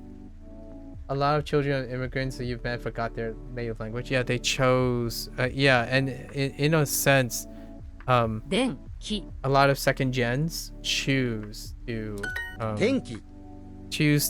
and especially if they are of Eastern culture, if they're Chinese, the family would choose pragmatism over it. Like in the spirit of, like, for example, Chinese, the parents would make sure first that their children is able to be 電話しま trained す and focus on the things that will make them successful first. So English comes first if you were born in the United States. So yes, it is very uncommon. I am very uncommon too. Without saying too much, 天気 it is very uncommon to have someone who has 彼女 my level of fake American English in combination with my ability to still speak Fujianese and still be interested in learning Mandarin. So it's not very common. 人気 Is that a good thing or a bad thing, or is it a flex or something? It's a sad, like, it's a bittersweet thing. 電 I think I'm happy that I still continue to preserve 我嘅擺講福州話 right? 講福州話冇講到算頭腦晒頭腦算你若講話那有人我爸爸叫你佢望我腦咧，有人做咩腦做 insurance right insurance 佢玩車表車表more going yang go. Right. That's usually how that goes. However, my mommy go baba more going with do sai ingung. Gacho sai ingung more sit more die. Dang why going my sister sai ingung gong wa. I can英文都晒英文 right 今日個 school 都係晒英文都係講英文話 no not really not particularly I don't really have to think about it has my knowledge of Fujianese had any aspect of it does it is very very real. There's a lot of things that you intuit from Fujianese. Like the grammar structure is felt. Like right now, you know, today we were talking about the grammar about Japanese, and I'm 天気 still trying to fill out Japanese grammar even without this. I don't necessarily need to go like look at the first like half a year of like from like probably not too much from like the lower whatever how it works A5 or something or A2 A1 and then B2 and B1 I probably not. I'll probably end up just filling them out. It does make a big impact, and my English is already read in the same structure. So what I mean is translating hasn't been a problem as well because translating is in the same format. 天気 So I don't have to like 天 negotiate. 気 Oh, this is what that says in Tenki. English. 天気 The downside is here's the funny thing. Here's the funny thing. It is very difficult to be grammatically correct in English though. 天気 So it's easier to be grammatically correct in English when I'm translating from Japanese. It is heck of a ordeal when I'm trying to be grammatically correct Tenki. in English when translating from Chinese. 天気 Because I don't translate it into English grammar. Like what I mean is 天気 in my head, if I had to 天気 try to explain something to my parents, the English is arranged in Fujianese structure, not the other way around. So like the English stays in the Chinese structure. It doesn't like have to be rearranged, right? And Japanese is getting there. It's getting there. Like where I take the English word and I don't adjust the grammar. Like the English is just gonna fit into the grammar, and vice versa. Japanese to Chinese is a little smoother. Not largely because I'm studying both of them. That's kind of how I feel right now. 晴れ It's a very weird dynamic, or it's a very fun dynamic. It's a very unfamiliar territory for me. Like every time I hear a new word in Chinese, I get this like glow of like, oh, so that's what that is, and that's what this is, and that's what that is. It's always in the back of my head somewhere. 晴れ In Japanese, sometimes because of anime and manga and other cultural things. Sometimes it happens, but it happens so much more infrequently.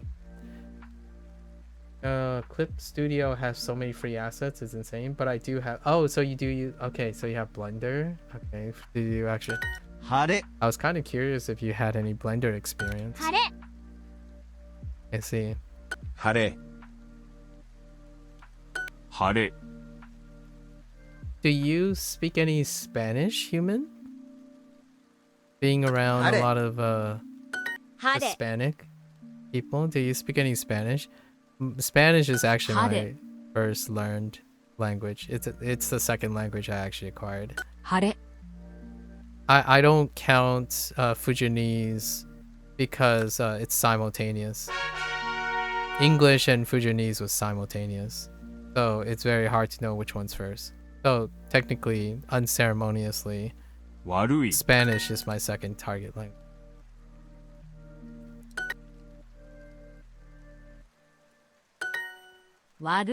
You can sort of understand it. Speaking is a different story. Okay, that's fair enough.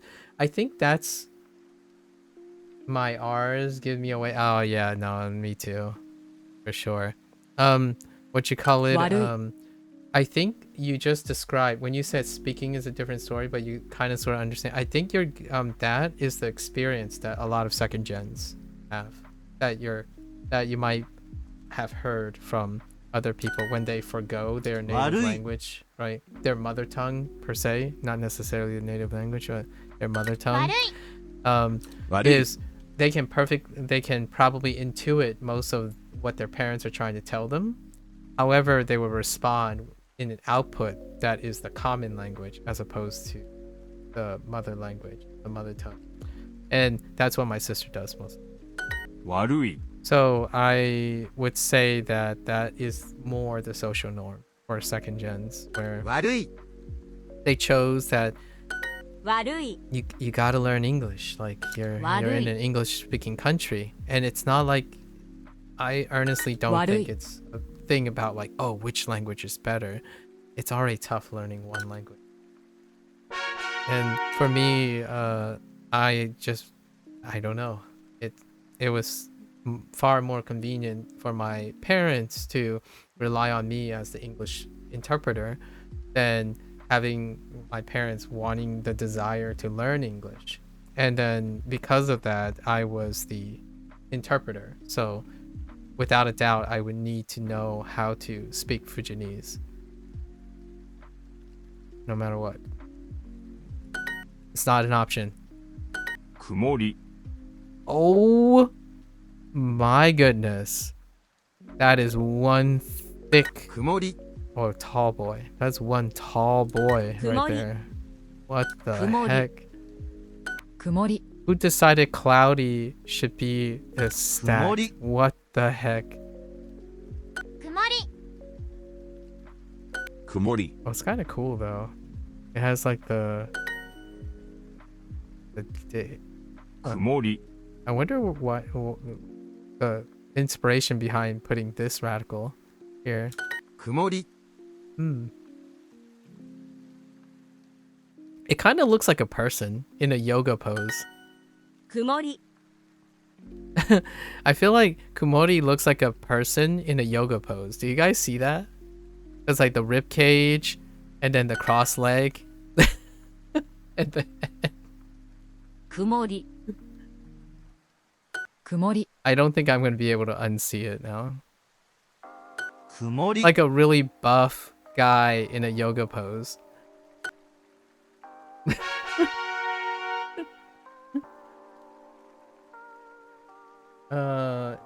You have forgotten a lot of your Spanish though. I see. Rain radical, I believe, is used for weather in general. Oh, okay. Okay. 天気 Interesting. As opposed to tenki.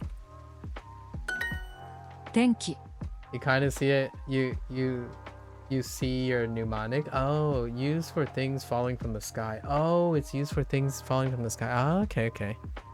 I see. 天気 天気天気天気天気天気天気天気 You know what this reminds me of right here? You can't unsee Akuma. Akuma's back. Tenki, the this thing. Akuma's back from Street Fighter.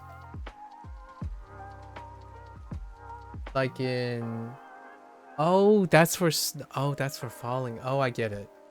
I see. Oh, right. Right. I didn't even make that connection. This is Ame. Oh, I had no idea. I just realized I didn't make this connection. So even like I had no okay. You kind of wow. I did not make that connection. There are so many of these and I did not make the connection with rain. Wow. Okay. Thanks. 曇り I think my mind has just been blown a little bit. Oops. 曇り And here I thought I was observant. I'm clearly not observant enough to notice something right in front of my face, right? 曇り I didn't even make that connection. Maybe it's because of the length of the top stroke? No, no excuses. 曇り曇り Okay, 曇り I see. 曇り I'll remember that. 曇り I'll remember that. Very useful. 曇り曇り曇り曇り Oh my gosh, I'm panicking. 曇 Sorry, り I'm still thinking about the yoga thing. 曇り Oh, whoops. Oh, I'm gonna miss that stroke.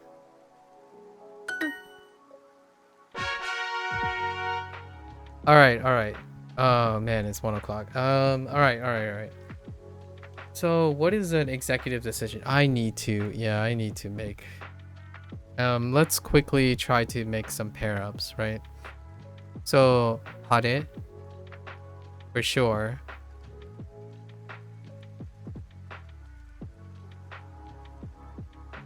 Hare, right? Hare and my lengths are terrible, so let's try that again. Actually, let's try this.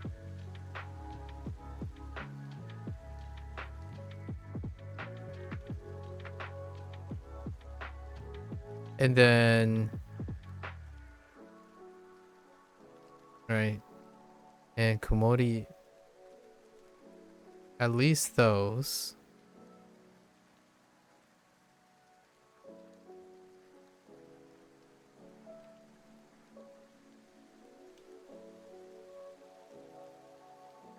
That's awful. It's fine.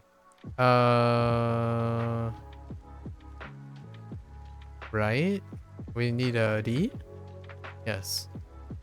Okay, so at least those two are associated with each other, so that's strengthened largely.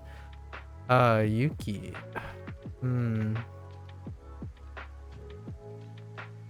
Oh, we have to have Tenki. So Tenki is the unit.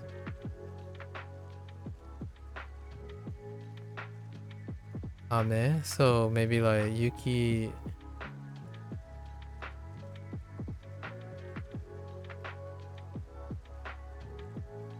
It kind of looks like this, so we're gonna assume Yuki. Is it Yuki on its own? Yes, and then we'll pair with Ame.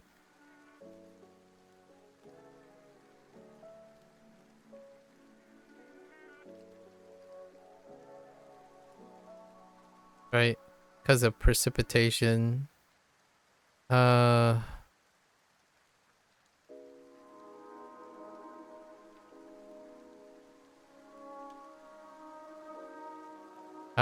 whatever reason, I remember it's something like this. And it has something to do with the time of day.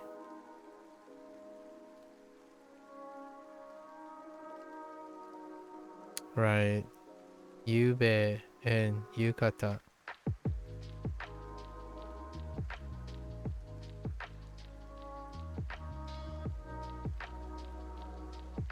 So how many things can we lump together in terms of time of day? There's asa, right?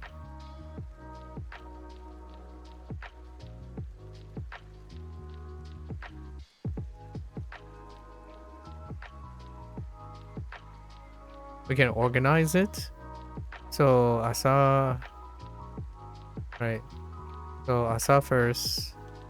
And then you can modify with probably kon. Actually,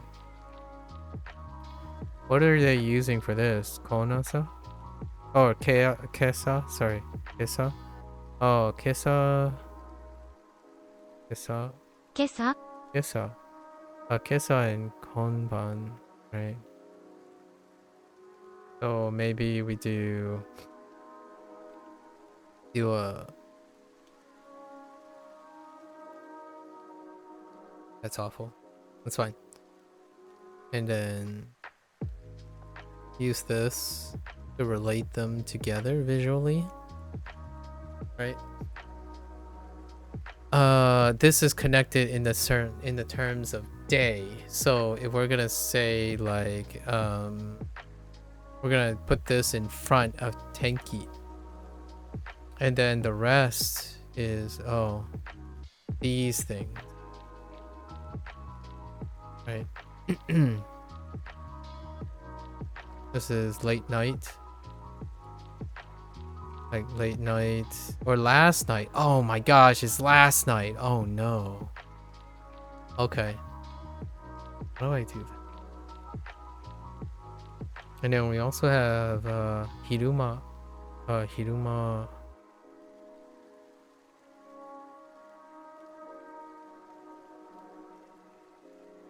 I'm gonna be real. It's gonna be very difficult. I just love yapping. I'm sorry if you guys are into like needing to see progress or something, but I really do enjoy talking about language and culture so much. This is such a language learning is such a, without saying too much, a sorry excuse to. Your biggest hurdle is us? Oh man. But what if hear me out here. Hear me out, human. Hear me out. The biggest hurdle I have to what I'm doing is learning language. You know what I mean? Like it's the learning, like you can't I can't separate the two, right? We wouldn't have this experience if I wasn't learning a language. So I am incredibly grateful that the vehicle for these interactions is learning language. I wanted to have this type of interaction when I'm playing video games, but man, I'm gonna tell you now, it is very hard because the expectation about video games is people. Yeah, I said human. Yeah, humans from Texas, Blair. Yeah, I didn't. I'm pretty sure you told me you were from Texas. So yeah, they're to like, right? I hope you're not. Yeah, I'm pretty sure you told me you were from Texas. So yeah, human is also from Texas. But they have a super interesting extended family. Yeah. So human has uncles that worked in Japan and have courted Japanese women. Isn't that cute? Wait, the there it is. Yeah, that's Blair, by the way, human. Yeah, the two of you are from Texas. Isn't it cute? Sorry. All right, you guys mosey on as I attempt to figure this out. Let's see. Wind. Where am I gonna put wind? I guess we'll put wind up here, right? Kaze, kaze.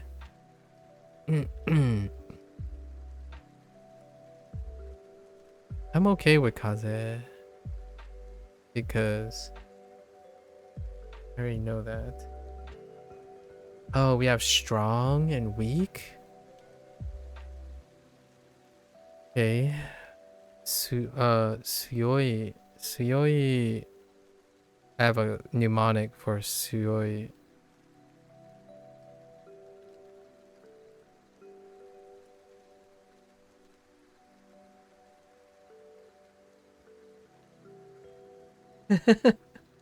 Yeah, be careful. Obviously, don't dox each other, right? Or be here. But the two of you are also what you call Blair is interested in learning Japanese. Or have been learning Japanese. So, hey, you Texans who like to learn Japanese, isn't that great? Sorry for speaking for you guys. I just think it's very adorable.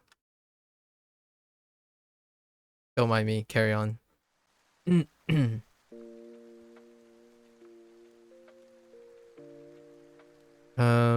Okay. Wind. Okaze. What the heck? Oh, Sora. You know, we can put Sora up here.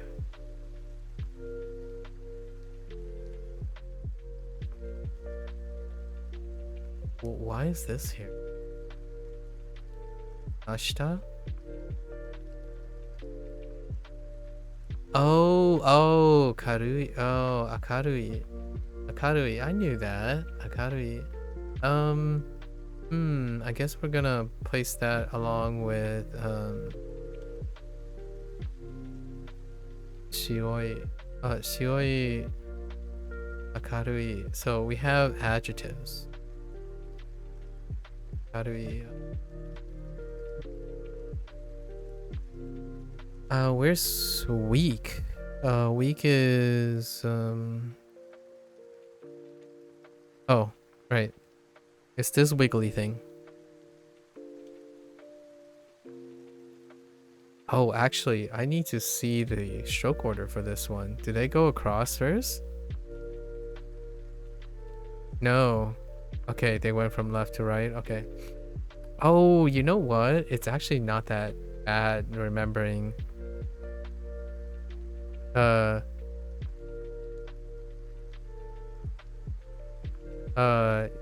Yawai. Yowai.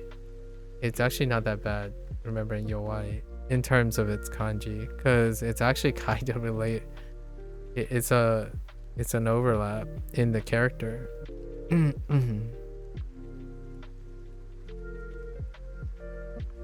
Okay. Between Chioi and okay. Yowai.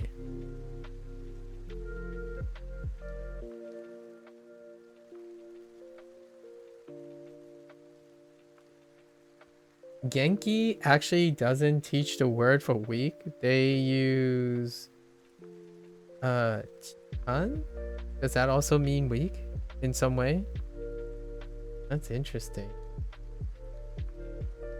I imagine that's the more common one because sometimes I already am conditioned to believe that it means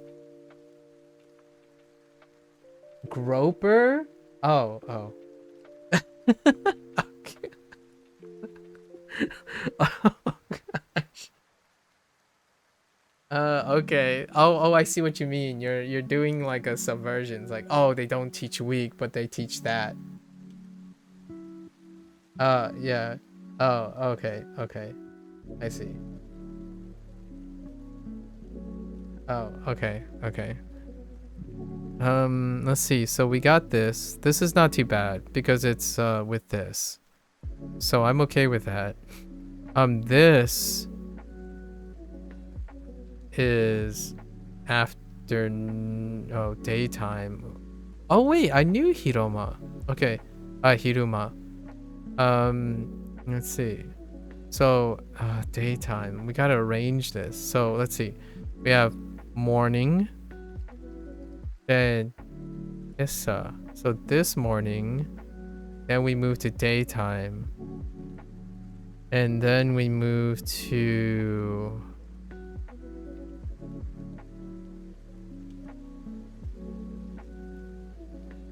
one. Or not one, sorry. Ban. Konban. Konban.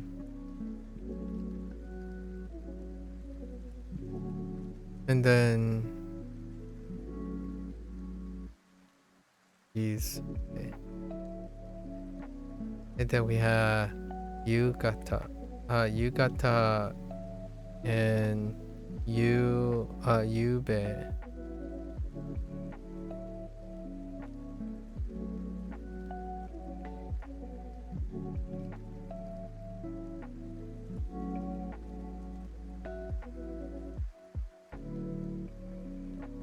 I'm missing this. Oh, yeah, we finally have the opposite of, right. Yes. Kudai. Right. Kudai. So these are paired up. Kudai and Akarui. Okay. Alright. That's... honestly, that's not too bad. That's pretty manageable.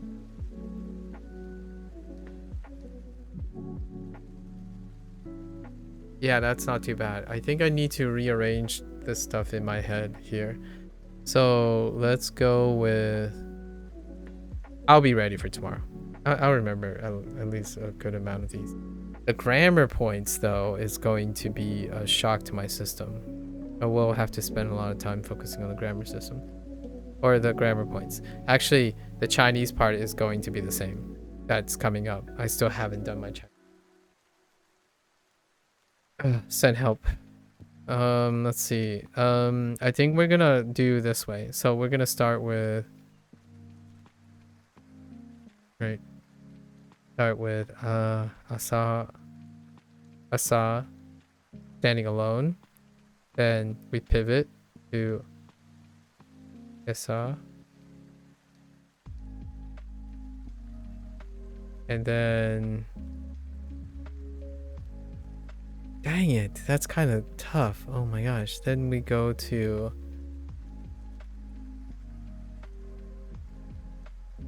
wait, you know what? Do Japanese write it differently? Hold up. Oh, they do! It's different. I'm like, wait a minute. I kind of remember it's... okay, so it is different. Alright. So, I automatically did the stroke. I feel, but yeah, this is... that's fine. So, konban. Konban. And then we're moving to Hiru. So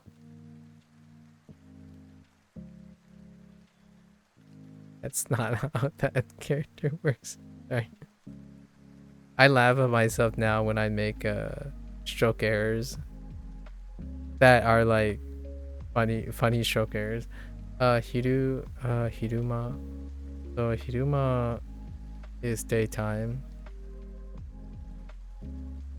Are you learning traditional or simplified Chinese characters? I'm learning simplified. Duo only uses simplified. However, because of Japanese, you kind of discern which ones are simplified. That's actually one of my favorite parts, or one of my uncanny fun parts about learning simplified Chinese characters. I get the feeling you would like traditional characters. Probably. We'll see when we get an opportunity. I think the the way I can kind of see how I will naturally end up learning traditional characters is if I play a game in simplified Chinese and I'll play it again in traditional Chinese. Oftentimes, simplified Chinese is not exclusive, so most games that are offered in simplified Chinese are also offered in traditional Chinese. So with that, it's quite one extra step, right? In my opinion, like how I like to process characters. It's going to be really, really fun to have like a game that I play and it's the text is in traditional Chinese. I mean, in simplified Chinese, and then comb over it next again in traditional Chinese. That's probably going to be my gateway to picking up traditional characters.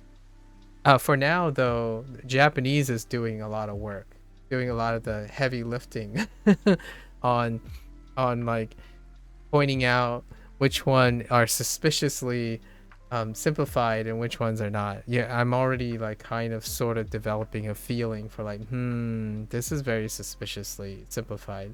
And if it happens to overlap with a Japanese character, I'm like, even more likely to simplify. Okay, so Hiruma, then we do what? Then we go to we go to yukata. Oh, they're two separate characters actually. I wrote them like I thought they were one character. Okay, yukata. And then this will be a pivot. A pivot with a.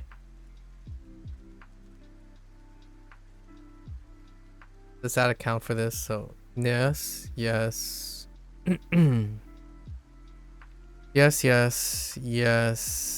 all of this, yes. And then now we have weather situations. So tenki, this would be setting up the construction for weather, and sky. And then we have, okay, hare, kumori, hare, kumori. Then we have the type of inclement spottiness. So we have wind, right? Kaze, yuki, yuki. Nan desu ka? Bad? Ugh. Oh wait. No. We can do that. No, that's fine. We they already provided so warui, right? What's opposite of yoku? Or e. E. So we already have a contrast here. Yoku, right? Yokata was in the lesson. That was the association. Let's see. So ame. What was this about? So we have Sora, Tenki. Die? Or oh, I mean, I don't remember having that at all, but okay. We'll throw it in here if I remember it. I think this is gonna be optional. I don't even remember that in the lesson. No, that didn't come out in the lesson. That totally did not. So let me see. There are 3 groups, right? 3 groups. This will be number 1. This will then be number 2. And then number 3 is the description with 3 pairs of antonyms. Oh, that's fine. I'll be ready tomorrow. The new ones. Which ones will be tough? Tenki is, although it's new, like although these characters are new, they're not new because of Chinese. So Tenki is easy to remember. Sora is easy to remember. That's Shashinko. And then I have to Kumori. Kumori is easy. Yoga. But so Hare might be a little tough. It's really nondescript. However, my mnemonic for this is it's a day, and I'm gonna use Chinese here. It's day. Oh wait, well that doesn't actually make sense, but I think I'm gonna use it. It's a blue day. Hare, when it's sunny, the sky is blue, right? At least in my opinion, the sky is blue. So if it's a blue day, it's hare. That's what I'm using, because I'm using aoi here, aoi and hi here to do that. So that's probably my mnemonic for that one. And thanks to human, I only have to remember half of the half of Yuki, because Yuki is falling, right? It's Ame with a 3 modifier. Actually, I wonder what Fuku is. Fuyu is. Hold up, let me see what Fuyu is. I don't have the oh no, that doesn't help. No. Never mind. Huyu doesn't help. I was thinking maybe it would relate to Huyu. No. Okay. I already know Kaze. So I already know Kaze because of Shashinko and Ame. Ame is a repeat. Now this stuff can be a little tough. These two are related, so it's fine. And these two are related as well. So that's fine too. Like the thing. This one's gonna be hard. Warui is gonna be a little tough.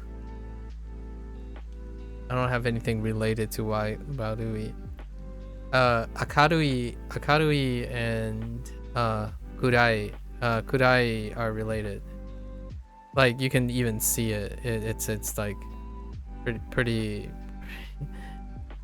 relatable. And these two are too, because of this one character. As long as I have it like an anchor, I can conjure them up. This is okay because all of these are actually repeated characters. This one can be tough. I don't know if I'm going to remember this. So there are things to work on. But that's fine. That's the best we got today with a short amount of time.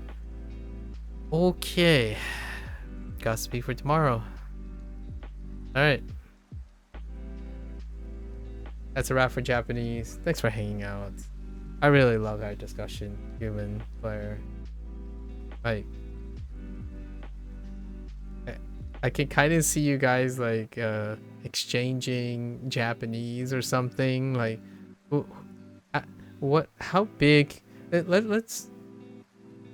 This is great. Language learning is awesome, because if you think about it, what are the odds that there are 2 people from Texas who met through one person who's not from Texas, who happen to know now 2 people from Texas who likes to learn Japanese?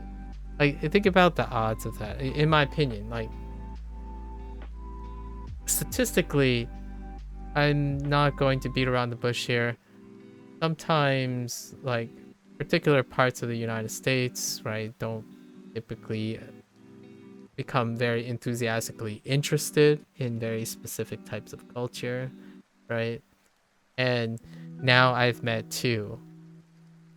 I think I'm in the statistical anomaly at this point. The chances of meeting 2 Texans with an enthusiasm for Japanese. Obviously, this is a self-selection, and self-selection can be very, very powerful. But thank you for sharing. Wonderful. We're sharing parts of this experience. Right. I wanted to end with that appreciation. That's the end of the Duolingo for the Japanese section today, and I still got one more section to go. So for now, thank you. I always appreciate it. If you're gonna listen to my long rant and my fanboying about Texan culture and multiculturalism later, thank you. Arigatou gozaimasu. Right. Until next time for Japanese. Mata ne. Ja ne. And I'm gonna get up, stretch just a wee bit, you know, and we're gonna burn the midnight oil. Yes, we are gonna burn the midnight oil. It's actually a reference to the phrase in Chinese, 加油. All right, folks. I'll be back.